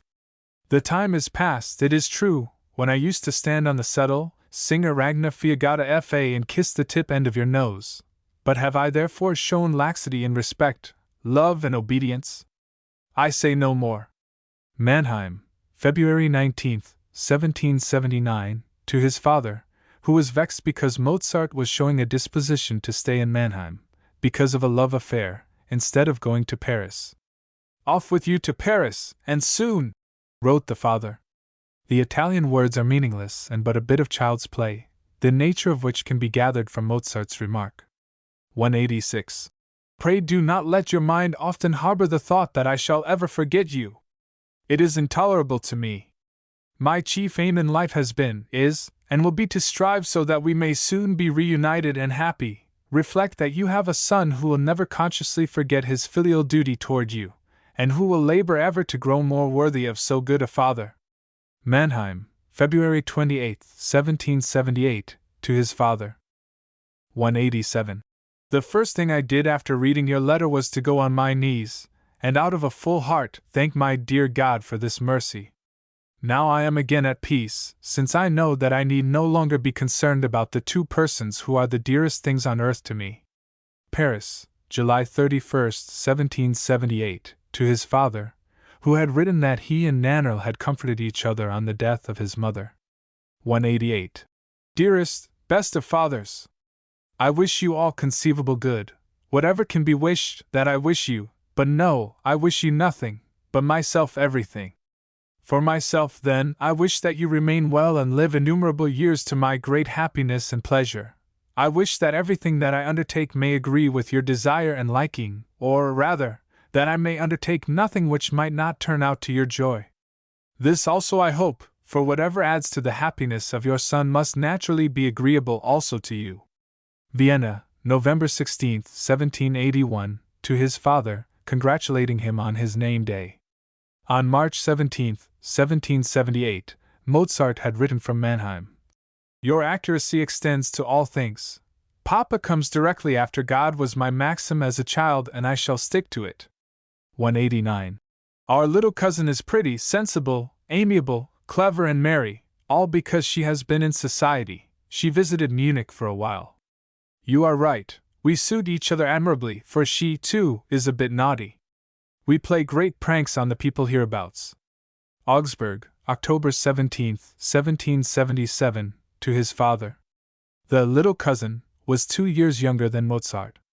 Her father was a master bookbinder in Augsburg. The maiden seems later to have had serious designs on the composer. 190. I shall be right glad when I meet a place in which there is a court. I tell you that if I did not have so fine a Mr. Cousin and Miss Cousin and so dear a little cousin, my regrets that I am in Augsburg would be as numerous as the hairs of my head. Augsburg, October 17, 1777, to his father, whose birthplace he was visiting on a concert tour. Mozart was vexed at the insolence of the patricians. 191. In the case of Frau Lang I was a fool, that's certain. But what is a fellow not when he's in love? I did really love her, and am not indifferent toward her even now. It's lucky for me that her husband is a jealous fool and never permits her to go anywhere, so that I seldom see her. Vienna, May 12, 1781, to his father, at the time when he was being outrageously treated by the Archbishop. Frau Lang was Aloysia Weber, sister of Constanze, to whom Mozart transferred his love and whom he made his wife. Aloysia married an actor at the court theatre, Joseph Lang, with whom she lived unhappily. 192. I will not say that when at the house of the mademoiselle to whom I seem already to have been married off, I am morose and silent, but neither am I in love. I jest with her and amuse her when I have time, which is only evenings when I sup at home, for in the forenoons I write in my room and in the afternoons I am seldom at home, only that and nothing more. If I were obliged to marry all the girls with whom I have jested I should have at least 200 wives. Vienna, July 25, 1781, to his father, who had heard all manner of tales concerning the relations of Mozart and Constanze Weber. 193. My good, dear Constanze is the martyr, and perhaps for that very reason, the best-hearted, cleverest, and, in a word, the best of them all. She assumes all the cares of the house, and yet does not seem able to accomplish anything. Oh, best of fathers, I could write pages if I were to tell you all the scenes that have taken place in this house because of us two. Constanze is not ugly, but anything but beautiful. All her beauty consists of 2 little black eyes and a handsome figure. She is not witty but has enough common sense to be able to perform her duties as wife and mother. She is not inclined to finery, that is utterly false. On the contrary, she is generally ill-clad, for the little that the mother was able to do for her children was done for the other 2, nothing for her. True, she likes to be neatly and cleanly, though not extravagantly, dressed, and she can herself make most of the clothes that a woman needs. She also dresses her own hair every day, understands housekeeping, has the best heart in the world. Tell me, could I wish a better wife? Vienna, December 15, 1781, to his father. Constance seems to have been made for Mozart. They went through the years of their brief wedded life like two children. 194. Dearest, best of friends. Surely you will let me call you that? You cannot hate me so greatly as not to permit me to be your friend, and yourself to become mine? And even if you do not want to be my friend longer, you cannot forbid me to think kindly of you as I have been in the habit of doing. Consider well what you said to me today. Despite my entreaties, you gave me the mitten 3 times and told me to my face that you would have nothing further to do with me. I, to whom it is not such a matter of indifference as it is to you to lose a sweetheart, am not so hot-tempered, inconsiderate, or unwise as to accept that mitten. I love you too dearly for that.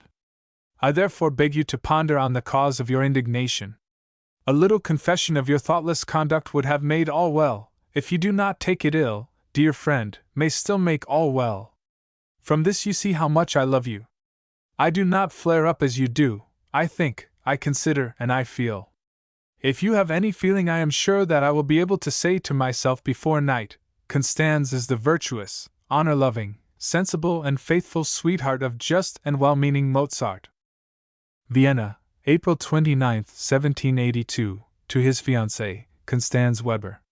She had played at a game of forfeits such as was looked upon lightly by the frivolous society of the period in Vienna. Mozart rebuked her, and she broke off the engagement. The letter followed, and soon thereafter a reconciliation. Mozart had said to her, "No girl who is jealous of her honor would do such a thing." 195. She is an honest, good girl of decent parents. I am able to provide her with bread. We love each other and want each other. It is better to put one's things to rights and be an honest fellow. God will give the reward. I do not want to have anything to reproach myself with.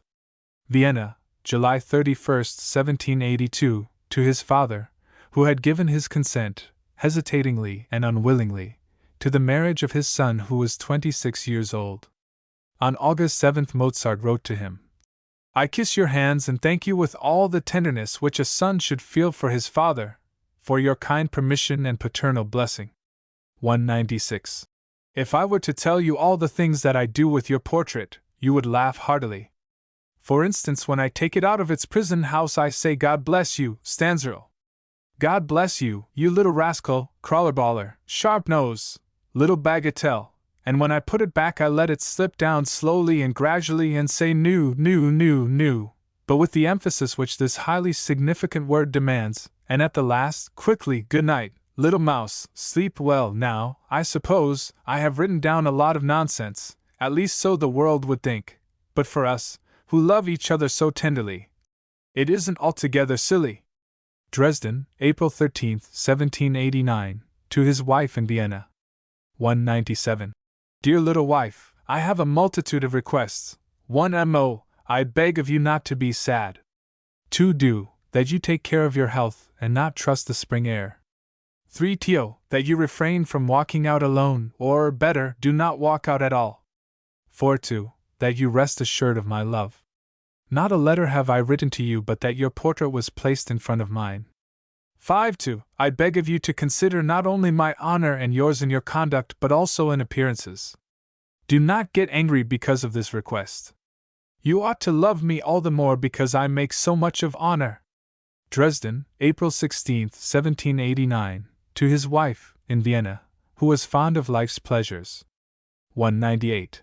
You cannot imagine how slowly time goes when you are not with me. I can't describe the feeling. There is a sort of sense of emptiness, which hurts, a certain longing which cannot be satisfied, and hence never ends, but grows day by day. When I remember how childishly merry we were in Baden, and what mournful, tedious hours I pass here, my work gives me no pleasure, because it is not possible, as was my wont, to chat a few words with you when stopping for a moment. If I go to the clavier and sing something from the opera, Die Zauberflöte, I must stop at once because of my emotions. Basta. Vienna, July 7, 1791, to his wife, who was taking the waters at Baden. 199. I call only him or her a friend who is a friend under all circumstances, who thinks day or night of nothing else than to promote the welfare of a friend, who urges all well-to-do friends and works himself to make the other person happy. Kaisersheim, December 18, 1778, to his father. Mozart was making the journey from Mannheim to Munich in the carriage of a prelate. The parting with his Mannheim friends, especially with Frau Cannabich, his motherly friend, was hard. For me, who never made a more painful parting than this, the journey was only half pleasant. It would even have been a bore, if from childhood I had not been accustomed to leave people, countries, and cities. 200. Permit me to beg for a continuance of your precious friendship, and to ask you to accept mine for now and forever. With an honest heart I vow it to you everlastingly.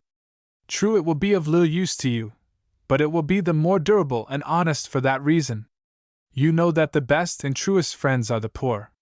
Rich people know nothing of friendship, especially those who are born rich and those who have become rich fortuitously. They are too often wrapped up completely in their own luck. But there is nothing to fear from a man who has been placed in advantageous circumstances, not through blind, but deserved good fortune, through merit, a man who did not lose courage because of his first failures, who remained true to his religion and trust in God, was a good Christian and an honest man and cherished and valued his true friend, in a word, a man who has deserved better fortune. From such a man, there is nothing to fear. Paris, August 7, 1778. To his friend Bullinger, in Salzburg, to whom he felt beholden for the gentle and considerate way in which he had broken the news of his mother's death to the family. 201. My friend, had I but the money which many a man who does not deserve it wastes so miserably, if I only had it! Oh, with what joy would I not help you, but, alas! Those who can will not, and those who would like to cannot. Paris, July 29, 1778. To Fridolin Weber, father of Constance. The letter was found but recently among some Goethe autographs. Worldly wisdom. Mozart's father brought him up to be worldly wise.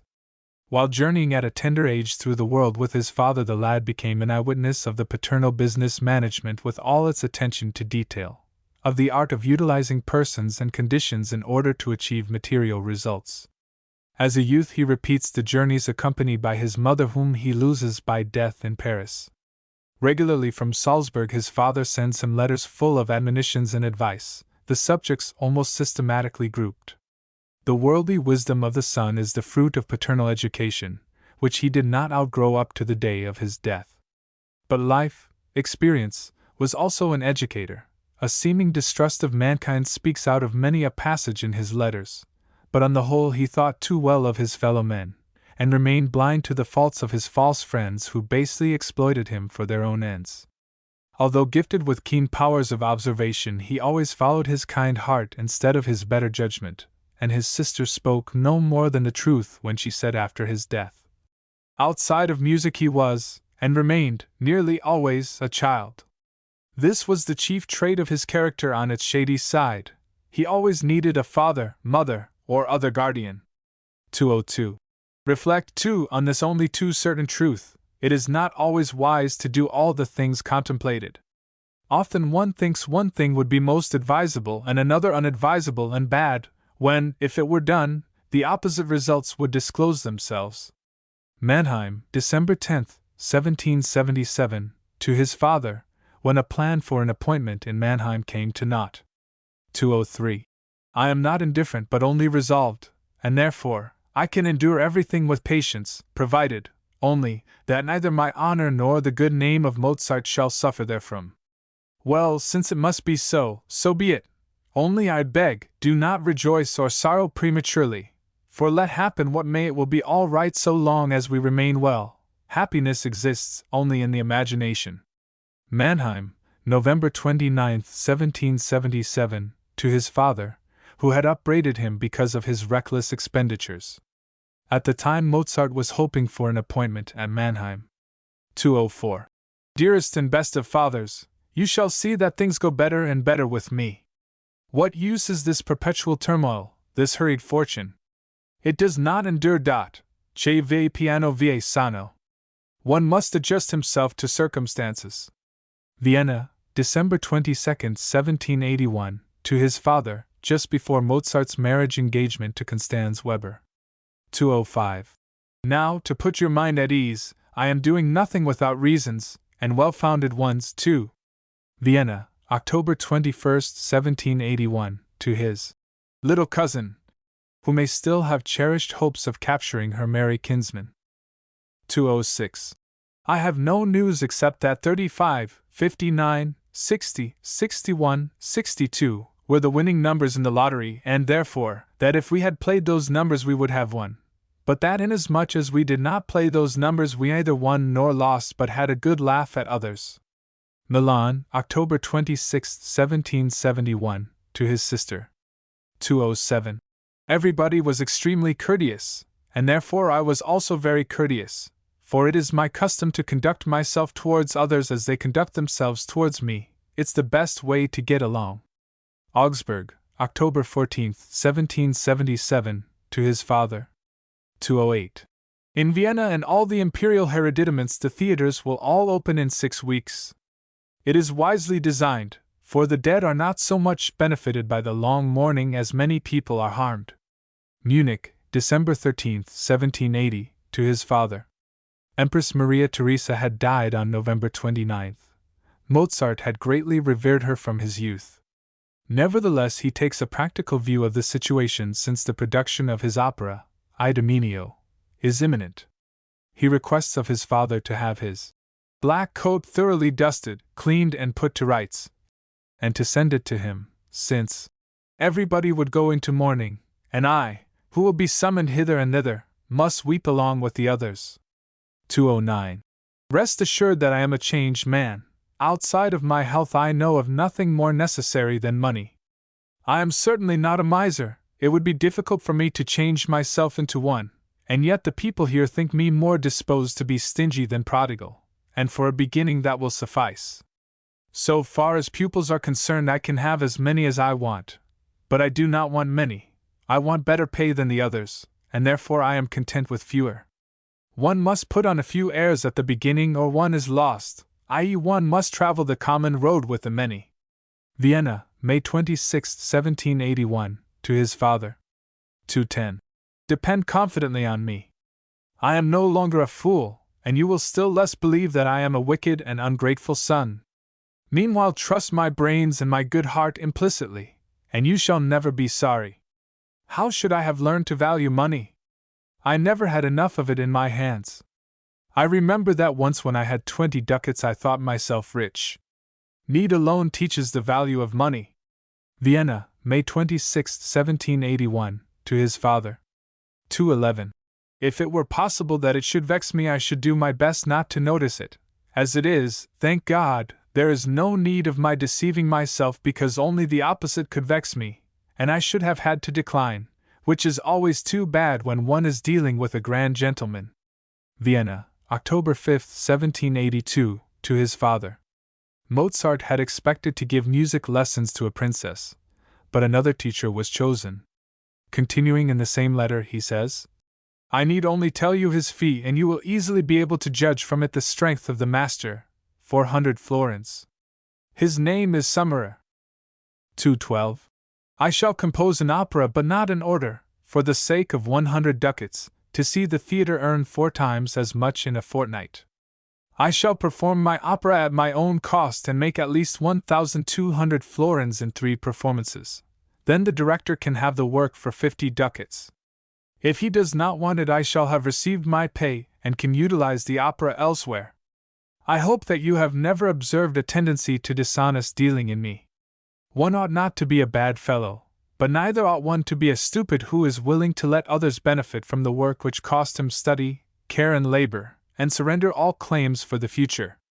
Vienna, October 5, 1782, to his father. Mozart's plans for exploiting his opera were never realized. 213. Yesterday I dined with the Countess Thun, and tomorrow I shall dine with her again. I let her hear all that was complete. She told me that she would wager her life that everything that I have written up to date would please. In such matters I care nothing for the praise or censure of anybody until the whole work has been seen or heard. Instead I follow my own judgment and feelings. Vienna, August 8, 1781, to his father. The opera in question was Die Entführung aus dem Serail. 2:14. Magnanimity and gentleness have often reconciled the worst enemies. Vienna, July 8, 1791, to his wife, who had somewhat rudely repulsed the advances of one of the visitors at Baden where she was taking the waters. In suffering, it is as difficult to call up in the fancy a picture of a suffering Mozart as a merry Beethoven. The effect of melancholy hours is scarcely to be found in Mozart's music.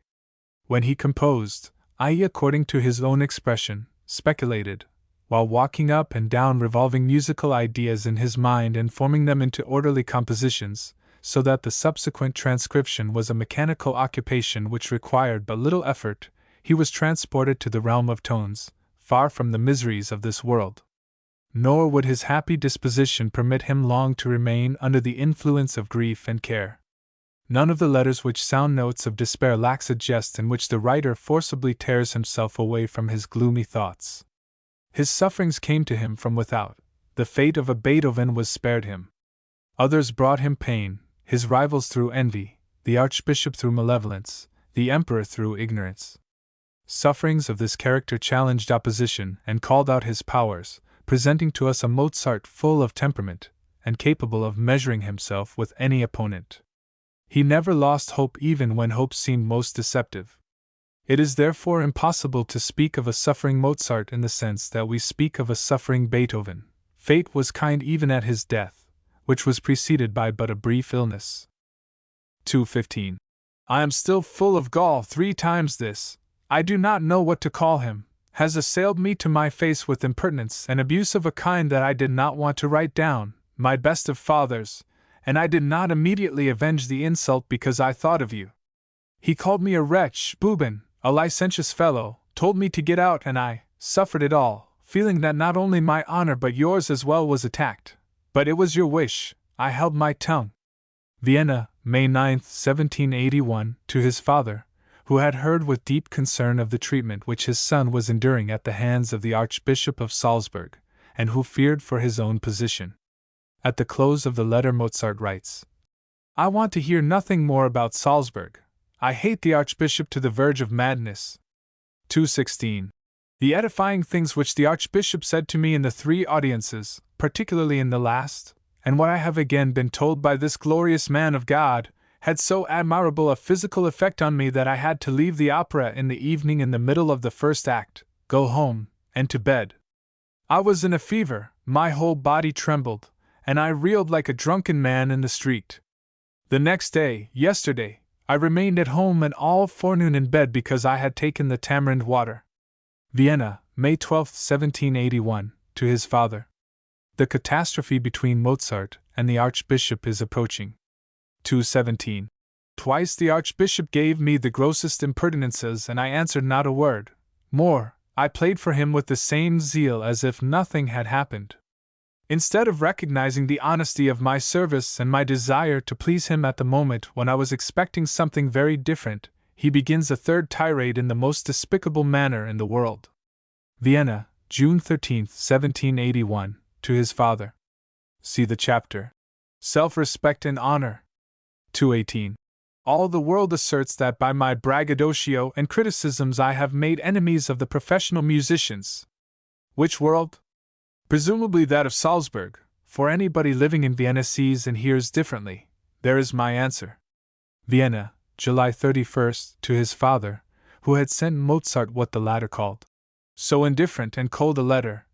When informed by his son of the great success of his opera, Die Entführung aus dem Serail, as on previous occasions Salzburg talebearers had been busying themselves. 2:19. I rejoice like a child at the prospect of being with you again. I should have to be ashamed of myself if people could look into my heart. So far as I am concerned it is cold, cold as ice.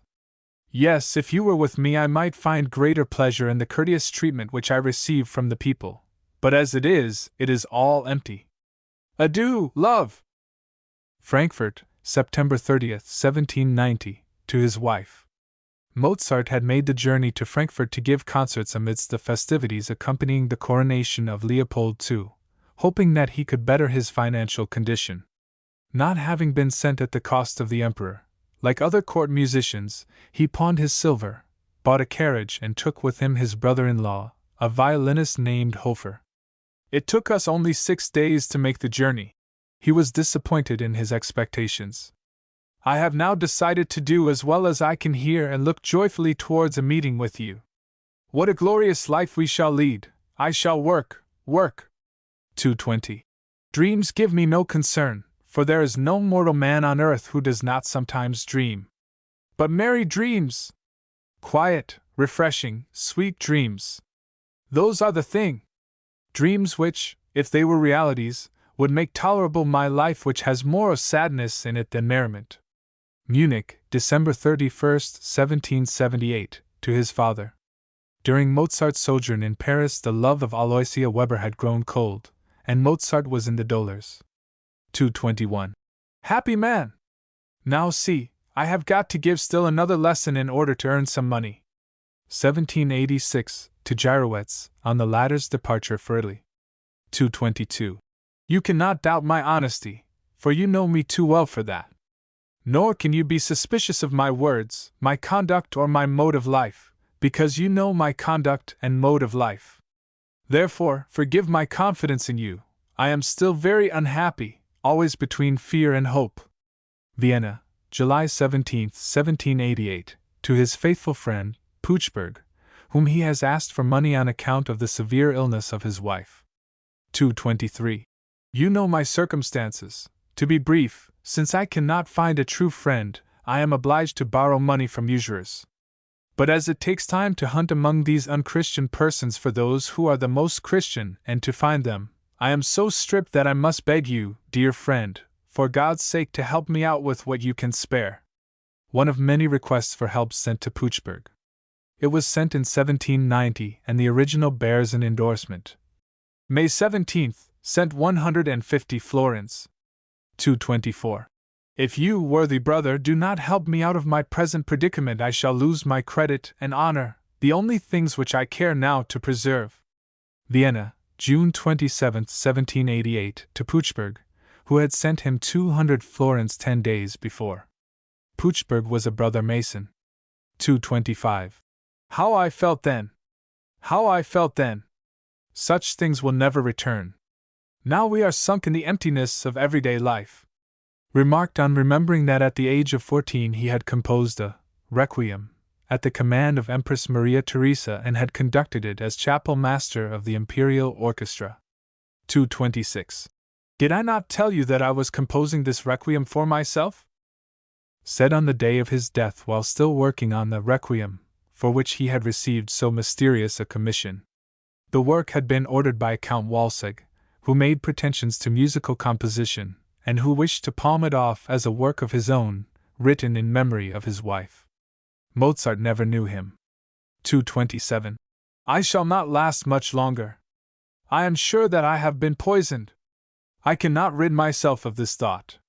Mozart believed that he had been poisoned by one of his Italian rivals, his suspicion falling most strongly on Salieri. As regards Mozart, Salieri cannot escape censure, for though the accusation of having been the cause of his death has been long ago disproved, it is more than possible that he was not displeased at the removal of so formidable a rival.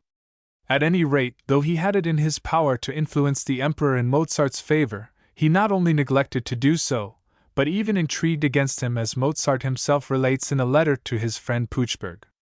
After his death, however, Salieri befriended his son, and gave him a testimonial which secured him his first appointment. Cf. Pohl in Grove's Dictionary of Music and Musicians. 228. Stay with me tonight, you must see me die. I have long had the taste of death on my tongue, I smell death, and who will stand by my Constance if you do not stay? Reported by his sister-in-law, Sophie, sister of Constance. 229. And now I must go, just as it had become possible for me to live quietly. Now I must leave my art, just as I had freed myself from the slavery of fashion, had broken the bonds of speculators, and won the privilege of following my own feelings and compose freely and independently whatever my heart prompted. I must away from my family, from my poor children, in the moment when I should have been able better to care for their welfare. Uttered on his deathbed. Morals. As regards his manner of life and morals, Mozart long stood in a bad light before the world. The slanderous stories all came from his enemies in Vienna, and a long time passed before their true character was recognized. A great contribution to this end was made by the publication of his letters, which disclose an extraordinarily strong moral sense. The tale of an alleged liaison with a certain Frau Hofdemel, as a result of which the deceived husband was said to have committed suicide, has been proved to be wholly untrue and without warrant. It may be said, indeed, that Mozart was an exception among the men of his period. The immorality of the Viennese was proverbial. Caroline Pichler, a contemporary, writes as follows in her book of Recollections of the 8th decade of the 18th century. In Vienna at the time there reigned a spirit of appreciation for merriment and a susceptibility for every form of beauty and sensuous pleasure. There was the greatest freedom of thought and opinion. Anything could be written and printed which was not, in the strictest sense of the words, contrary to religion and the state. Little thought was bestowed on good morals. There was considerable license in the current plays and novels. Kotzebue created a tremendous sensation. His plays, and a multitude of romances and tales, Meissner's sketches among other things, were all based on meretricious relations. All the world and every young girl read them without suspicion or offense. More than once had I read and seen these things. Oberon was well known to me, so was Meissner's Alcibiades. No mother hesitated to acquaint her daughter with such works, and before our eyes there were so many living exemplars whose irregular conduct was notorious, that no mother could have kept her daughter in ignorance had she tried. Mozart was a passionate jester, and his jokes were coarse enough, of that there is no doubt. But these things were innocent at the time. The letters of the lad to his little cousin in Augsburg contain many passages that would be called of questionable propriety now. But the little cousin does not seem to have even blushed. The best witness to the morality of Mozart's life is his wife, who, after his death, wrote to the publishing firm of Breitkopf and Hartel. His letters are beyond doubt the best criterion for his mode of thought, his peculiarities, and his education. Admirably characteristic is his extraordinary love for me, which breathes through all his letters. Those of his last year on earth are just as tender as those which he must have written in the first year of our married life. Is it not so? I beg as a particular favor that special attention be called to this fact for the sake of his honor. He was a Freemason with all his heart, and gave expression to his humanitarian feeling in his opera, The Magic Flute. Without suspicion himself, he thought everybody else good, which led to painful experiences with some of his friends. 230. Parents strive to place their children in a position which shall enable them to earn their own living, and this they owe to their children and the state. The greater the talents with which the children have been endowed by God, the more are they bound to make use of those talents to improve the conditions of themselves and their parents, to aid their parents, and to care for their own present and future welfare. We are taught thus to trade with our talents in the Gospels. I owe it, therefore, to God and my conscience to pay the highest gratitude to my father, who tirelessly devoted all his hours to my education, and to lighten his burdens. From his request for dismissal from service in August 1777, he wished to undertake an artistic tour with his father. He received his dismissal from the Archbishop of Salzburg, who granted it right unwillingly, however. 231. Only one thing vexed me a trifle, the question whether I had forgotten confession. I have no complaint to make, but I do ask one favor, and that is that you do not think so ill of me. I am fond of merriment, but believe me, I can also be serious. Since I left Salzburg, and while still in Salzburg, I have met persons whose conduct was such that I would have been ashamed to talk and act as they did though they were 10, 20, or 30 years older than I. Again I humbly beg of you to have a better opinion of me. Mannheim, December 30th, 1777, to his father, in answer to a letter of reproaches. 232. With all my heart I do wish Herr von Schiedenhofen joy. It is another marriage for money and nothing else. I should not like to marry thus. I want to make my wife happy, not have her make my fortune. For that reason I shall not marry but enjoy my golden freedom until I am so situated that I can support wife and children. It was necessary that her SCH should marry a rich woman. That's the consequence of being a nobleman. The nobility must never marry from inclination or love, but only from considerations of interest, and all manner of side considerations. Nor would it be becoming in such persons if they were still to love their wives after the latter had done their duty and brought forth a plump heir. Mannheim, February 7, 1778, to his father. 233. In my opinion, there is nothing more shameful than to deceive an honest girl. Paris, July 18, 1778, to his father. 234. I am unconscious of any guilt for which I might fear your reproaches. I have committed no error, meaning by error any act unbecoming to a Christian and an honest man. I am anticipating the pleasantest and happiest days, but only in company with you and my dearest sister. I swear to you on my honor that I cannot endure Salzburg and its citizens. I speak of the natives. Their speech and mode of life are utterly intolerable. Munich, January 8, 1779, to his father, who was urging his return from Paris to take the post of chapel master in Salzburg. The musicians of Salzburg were notorious because of their loose lives. 235. From the way in which my last letter was received, I observed to my sorrow that, just as if I were an arch scoundrel or an ass, or both at once, you trust the tittle-tattle and scribblings of other people more than you do me. But I assure you that this does not give me the least concern. The people may write the eyes out of their heads, and you may applaud them as much as you please, it will not cause me to change a hair's breadth. I shall remain the same honest fellow that I have always been. Vienna, September 5, 1781, to his father, who was still listening to the slander-mongers. Mozart could not lightly forget the fact that it was due to these gentlemen that he had been forced to leave the house of the widow Weber with whose daughter Constance he was in love. 236. You have been deceived in your son if you could believe him capable of doing a mean thing. You know that I could not have acted otherwise without outraging my conscience and my honor. I beg pardon for my too hasty trust in your paternal love. Through this frank confession you have a new proof of my love of truth and detestation of a lie. Vienna, August 7, 1782, to his father, whose consent to his son's marriage did not arrive till the day after. 237.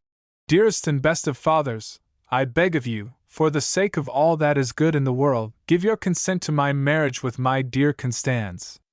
Do not think that it is alone because of my desire to get married. I could well wait. But I see that it is absolutely essential to my honor, the honor of my sweetheart, to my health and frame of mind. My heart is ill at ease, my mind disturbed. Then how shall I do any sensible thinking or work? Why is this? Most people think we are already married. This enrages the mother, and the poor girl and I are tormented almost to death. All this can be easily relieved.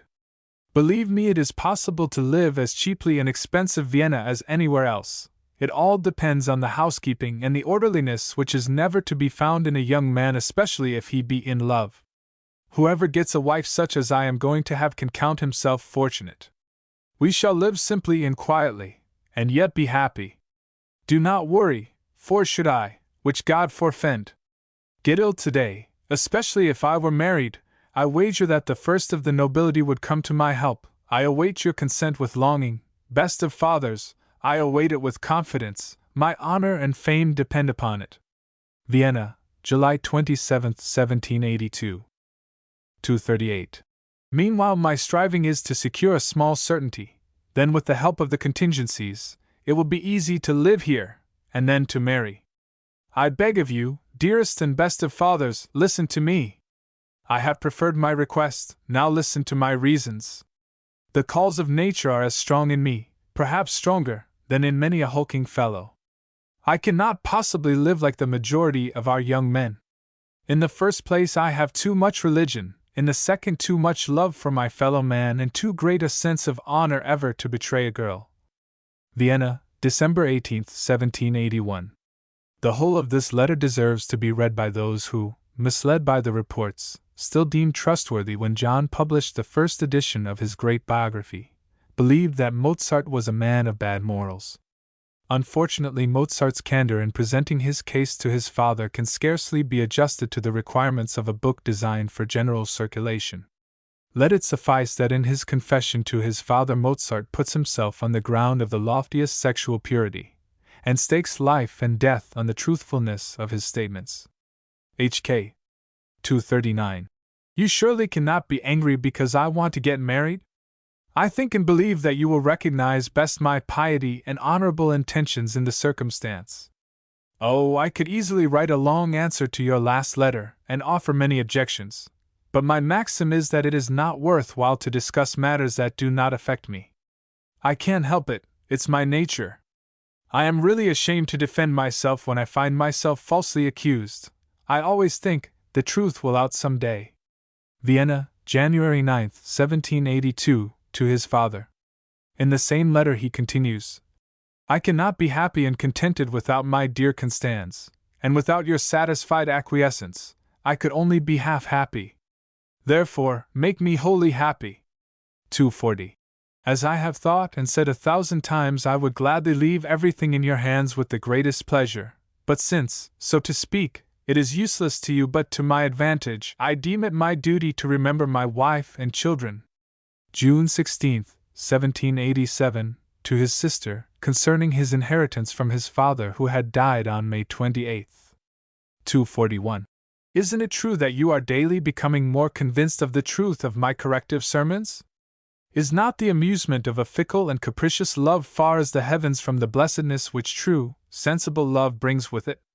Do you not often thank me in your heart for my instruction? You will soon make me vain. But joking aside, you do owe me a modicum of gratitude if you have made yourself worthy of Fräulein N., for I certainly did not play the smallest role at your conversion. Prague, November 4, 1787, to a wealthy young friend, name unknown. 242.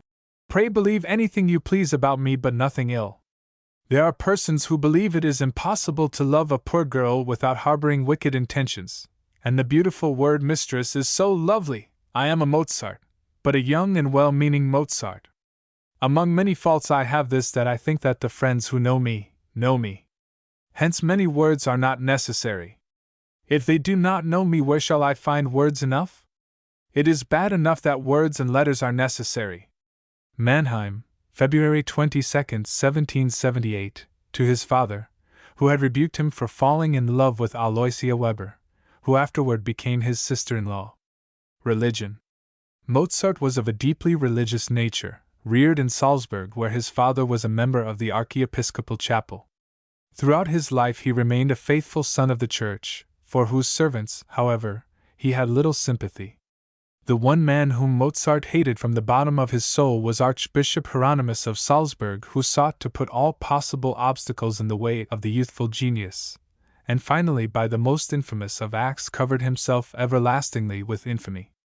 Though Mozart frequently speaks angrily and bitterly of the priests, he always differentiates between religion, the Church, and their servants. Like Beethoven, Mozart stood toward God in the relationship of a child full of trust in his father. His reliance on Providence was so utter that his words sometimes sound almost fatalistic. His father harbored some rationalistic ideas which were even more pronounced in Mozart, so that he formed his own opinion concerning ecclesiastical ceremonies and occasionally disregarded them. His cheery temperament made it impossible that his religious life should be as profound as that of Beethoven.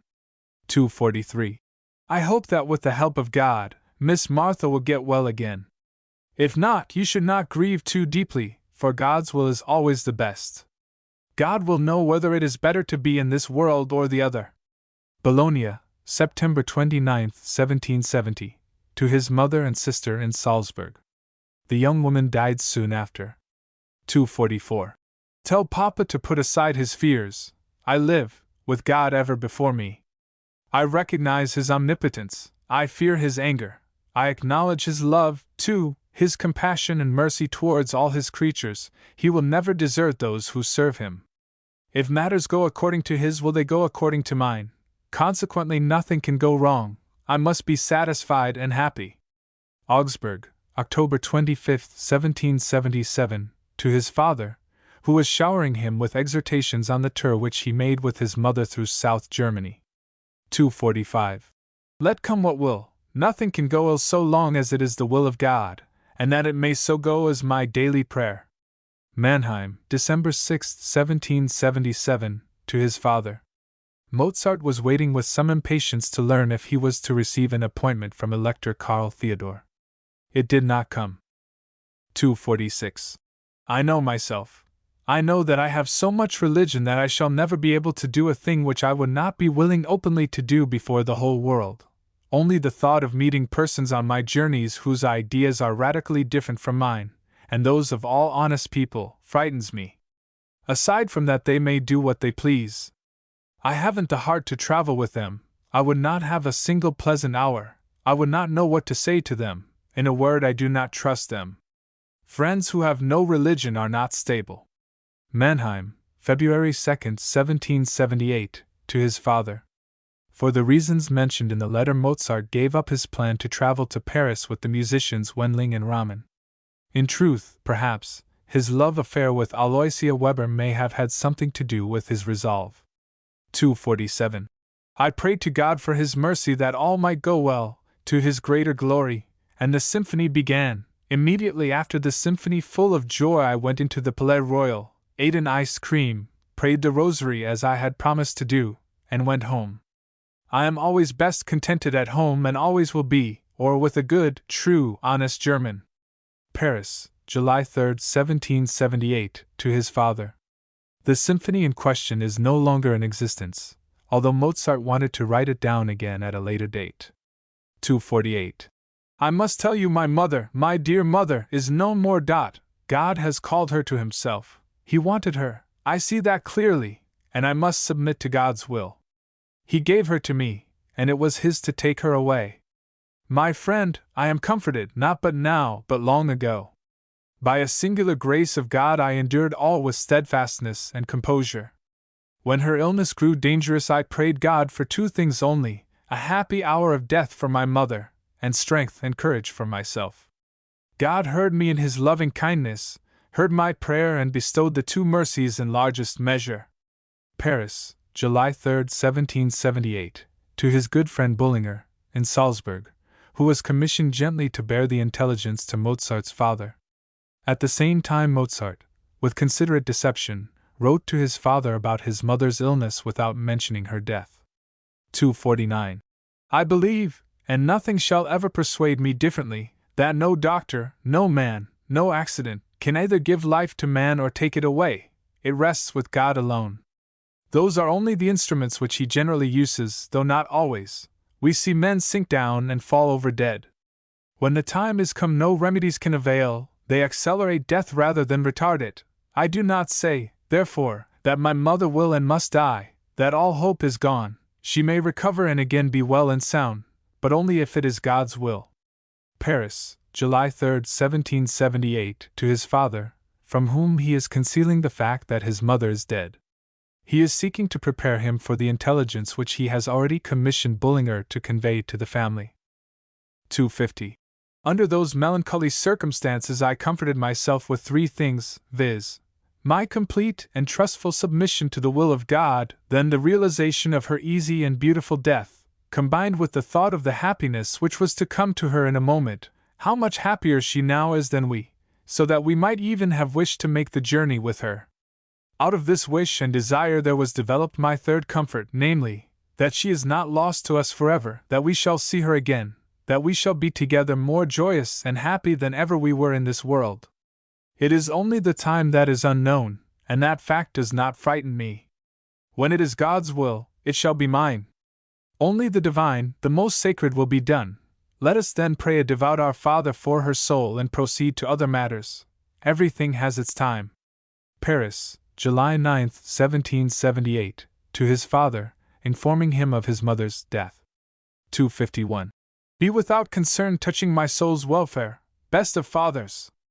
I am an erring young man, like so many others, but I can say to my own comfort that I wish all were as little erring as I. You, perhaps, believe things about me which are not true. My chief fault is that I do not always appear to act as I ought. It is not true that I boasted that I eat fish every fast day, but I did say that I was indifferent on the subject and did not consider it a sin, for in my case fasting means breaking off, eating less than usual. I hear Mass every Sunday and holy day, and when it is possible on weekdays also, you know that, my father. Vienna, June 13, 1781, another attempt at justification against slander. 252. Moreover, take the assurance that I certainly am religious, and if I should ever have the misfortune, which God will forfend, to go astray, I shall acquit you, best of fathers, from all blame. I alone would be the scoundrel. To you I owe all my spiritual and temporal welfare and salvation. Vienna, June 13, 1781. 253. For a considerable time before we were married we went together to Holy Mass, to confession and to communion, and I found that I never prayed so fervently, confessed and communicated so devoutly, as when I was at her side, and her experience was the same. In a word, we were made for each other, and God, who ordains all things and consequently has ordained this, will not desert us. We both thank you obediently for your paternal blessing. Vienna, August 17, 1782. 254. I have made it a habit in all things to imagine the worst. Inasmuch as, strictly speaking, death is the real aim of our life, I have for the past few years made myself acquainted with this true, best friend of mankind, so that the vision not only has no terror for me but much that is quieting and comforting. And I thank my God that He gave me the happiness and the opportunity, you understand me, to learn to know Him as the key to true blessedness.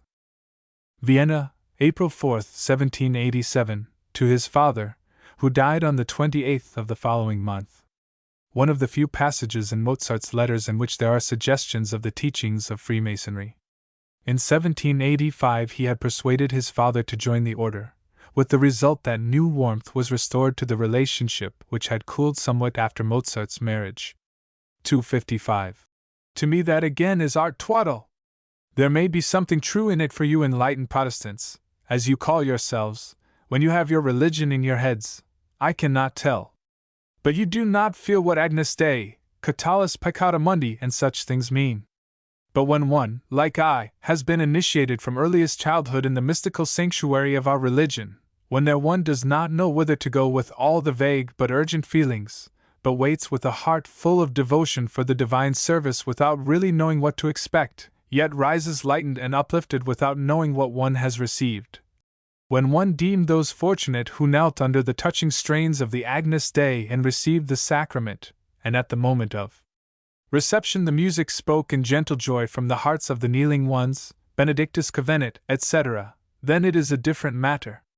True, it is lost in the hurly-burly of life, but, at least it is so in my case, when you take up the words which you have heard 1,000 times, for the purpose of setting them to music, everything comes back and you feel your soul moved again.